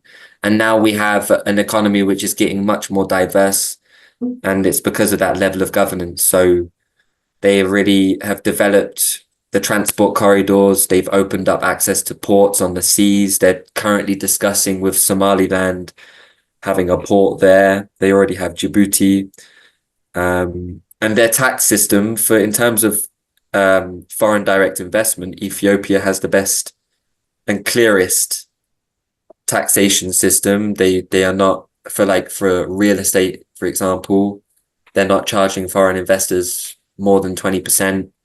I know in Kenya, for example, foreign investors rental income tax, for example, is going to be around 25%. To import a car here, for example, you get a 32% custom tax and levy.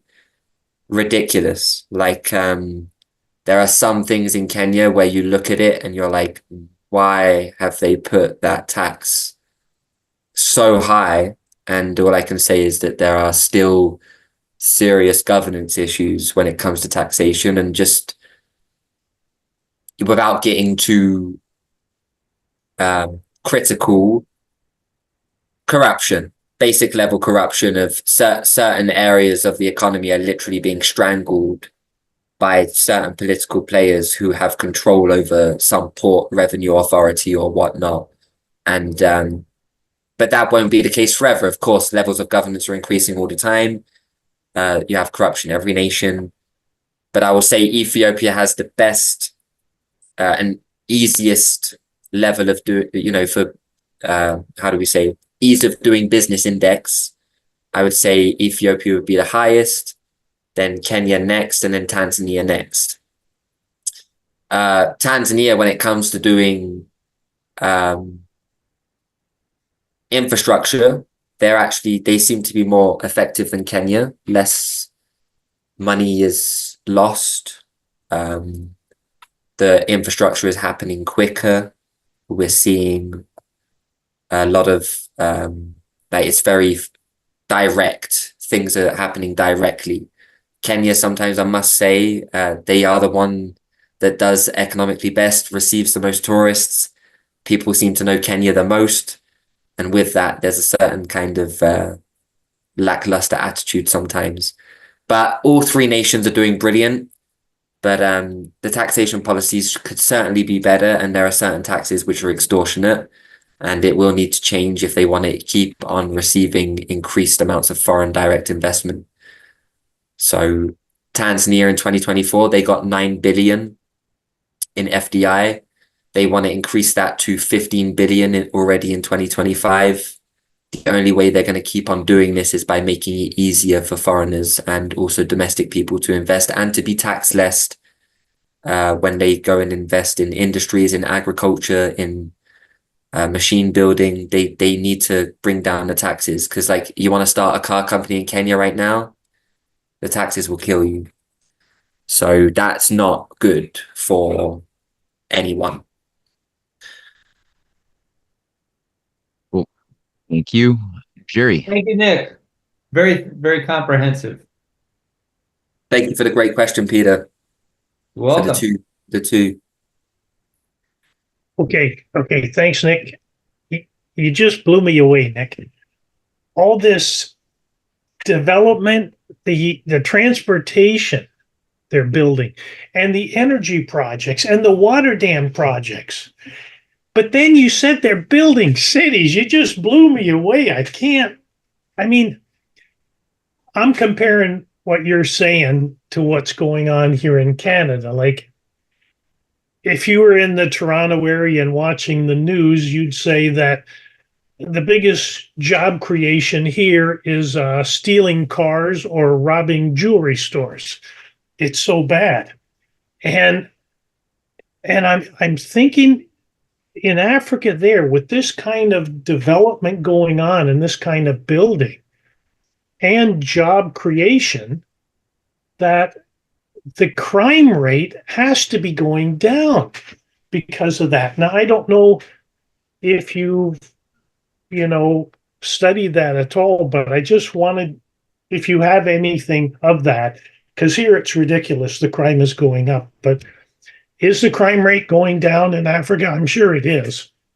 Yeah, I mean, like based on indexes, it is. East Africa anyway, because of the culture here, crime, or at least serious crime, has never been a problem. You'll get carjackings. You'll get like thievery. You'll get basic maybe house robbery, but serious crime, no. Like it's not within the culture here, and the tribal traditions and the tribal cultures that you have over 50 tribes in Kenya alone, and you have a lot of matriarchal systems that helps. At home, it is a matriarchy, and that is a good thing, and it leads to a certain male who is normally well-tempered, even if economically things are going very bad. He will be well-tempered, and you don't see homelessness. It's not allowed. You're not allowed to bail out. Alcoholism is frowned upon. You cannot just drop out because you're poor, right? It's you see in the West, you lose your money at casino, and like that fallout is become almost normal, or like, and I mean the casino in the stock market or whatever, just being part of a Western market is like a casino nowadays. Trying to start a business in a Western market is like a casino. Unless you have like the best idea of the past 10 years, like you're going nowhere. So it's a real bet nowadays. Like when we talk about life, unless you have a stable job in the West, it's very easy to find yourself at the bottom of the pit. And culturally, what happens with that is because we have just different reward structures in the West, and the culture is very different around glamour, around, what is considered important or not, that in Africa, you would never have those kind of situations in crime where people are going to get one up on each other, or to do real sinister crime anyway. The crime that we hear about in Western media, like, is mostly happening in cities that have, like South Africa. Okay, so obviously with an apartheid situation and the major, national pain that was caused through that, there are heightened crime rates in Joburg and cities like this, or for example in Congo, where you have like a ridiculously high poverty rate in Kinshasa. Yeah, you have serious crime. But I would argue that if you had that same poverty in New York, you'd have worse crime, because the culture allows for it and is excusable with it. Whereas here, you can be poor, but you can't be an alcoholic. You just can't. You're not allowed. And if you are, you're not allowed in the tribe. You're not allowed to come home to mum. That's it. Stay out. It's not a good, like, you can't just fall out completely culturally just because the economy is bad. Like, that's the standard. And so I meet a lot of poor people that have enormous amounts of grace and dignity, and they make it work. Like, they're just incredibly industrious and creative. And if I would say to them, like, have a drink, they'd be like, no, why? I haven't got time for that. So it's a luxury. Actually, that's where we really realize vice or anything like that is not a luxury, because it just distracts you from your work. But it's when you're in a growing economy that you realize, like, wow, sitting around and enjoying pleasure, that is a luxury. And anybody who couldn't afford it, like, no, they can't go to alcohol or crime, or because the neighbor will tell them. So any crime I've never seen crime in Nairobi. Like, I haven't. I'll be honest. Like, I walk around sometimes at 2 a.m. Like, I don't see anything. Like, it's quiet. Like, most of the residential places that I'm in, it's quiet. But I'm not scared to go for a walk. I have guys coming by me on motorbike all the time, having conversations with me. Like, never do I feel like I'm gonna get robbed. And it's dark sometimes. Like, there's corners which are pitch black, but like, it's not a cultural issue, and crime rates are going down anyway, and in the cities especially. But yeah, it's never been a problem. I don't expect it. Cool. We have Sam and Marilyn Langua. So Sam, go for it. Oh, Sam, can see your lips moving, no voice.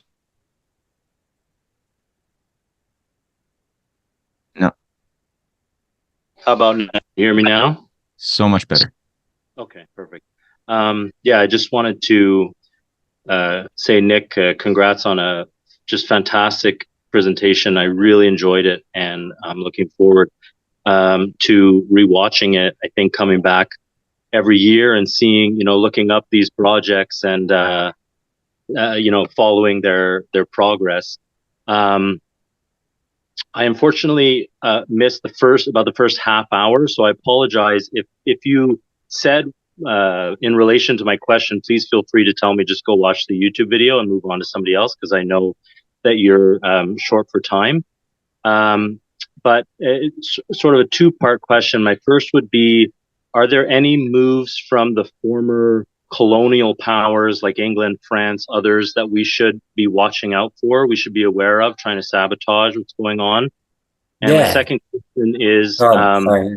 with Donald Trump coming in and saying that he is pro-growth and hopefully going to have better relations with Russia and China.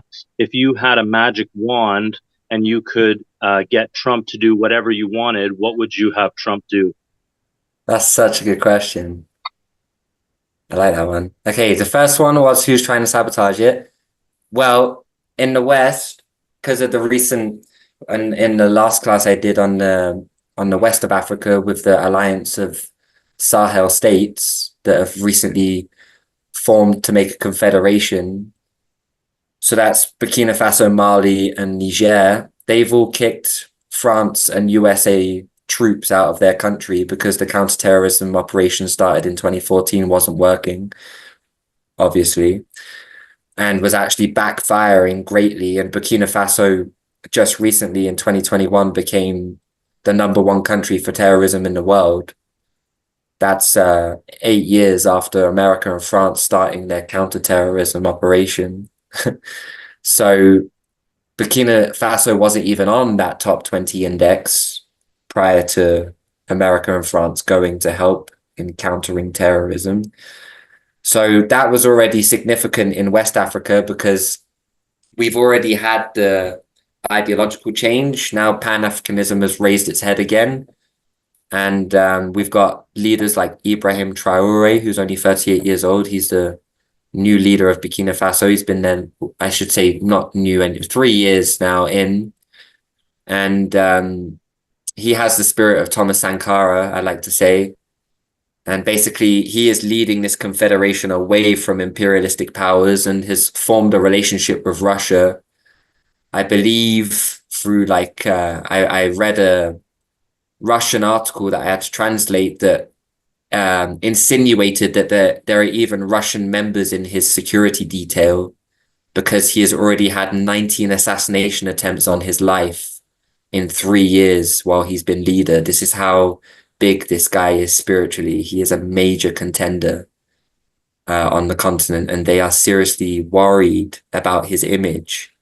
having a gravitational effect on the continent, because in Kenya, on the buses, his face is already on the buses, and Gen Z and all these young generations are looking to this general and people like this as the new Pan-African revival. So the West is, you know, how do I say that without being rude? Just basically dropped the hat, and they're now like, oh my God, this is we have no way of countering this.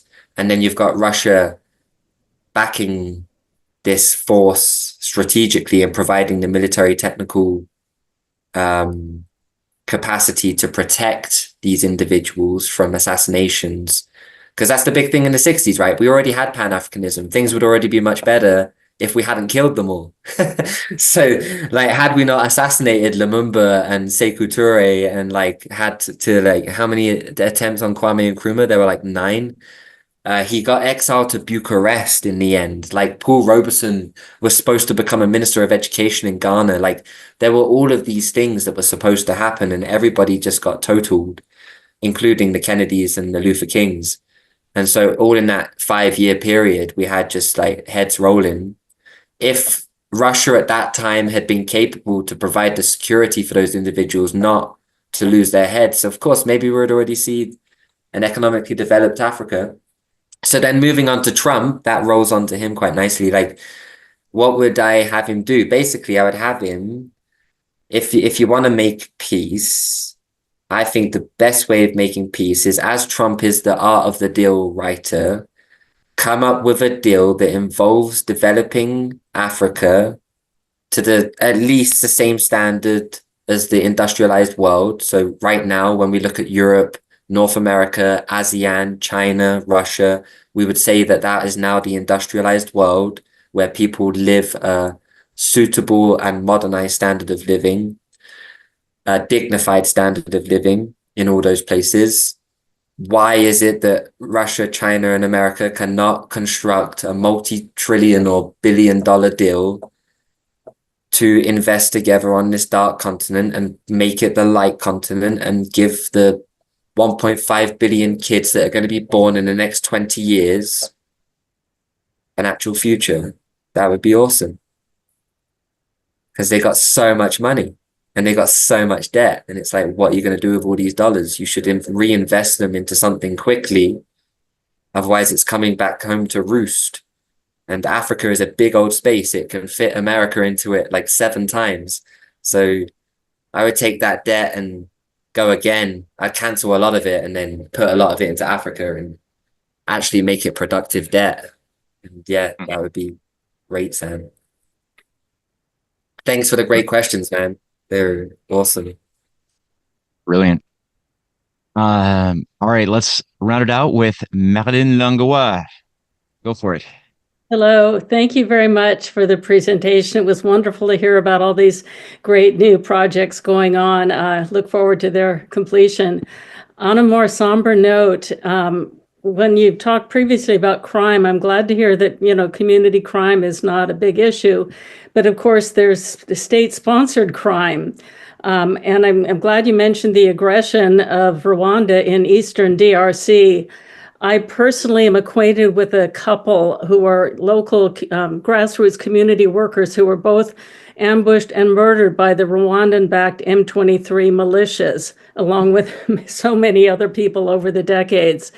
And so, the U.S., of course, sees Kagame as their darling, the U.S. and the U.K., even though we now know that Kagame was very, very much complicit in the Rwandan genocide of 1994, although you're not allowed to mention anything like that in the country. And he's also complicit in the mass murder of over 6 million Congolese in the late 90s. And of course, all of this state-sponsored terror and plunder of recent years. So while I appreciate all that China is doing to invest in infrastructure and uplifting people's lives, I wonder if you could tell us, what is the specific relationship between China and Rwanda and its president, Paul Kagame? And are they in some way enabling the atrocities that Rwanda is committing? No, not at all. I mean, I can understand, like, logically, you could make that connection just because China and Rwanda have a good relationship, but it's mostly built on pragmatic economic relations.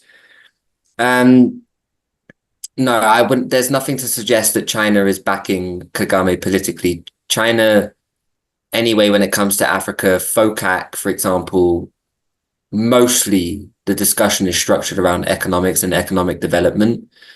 If China is backing anybody politically, they certainly wouldn't back someone who's so close to the British as Kagame. They certainly know Paul Kagame's historical background, and they would not be so dumb-witted to go and get involved, at least politically, with Kagame or Museveni for that matter.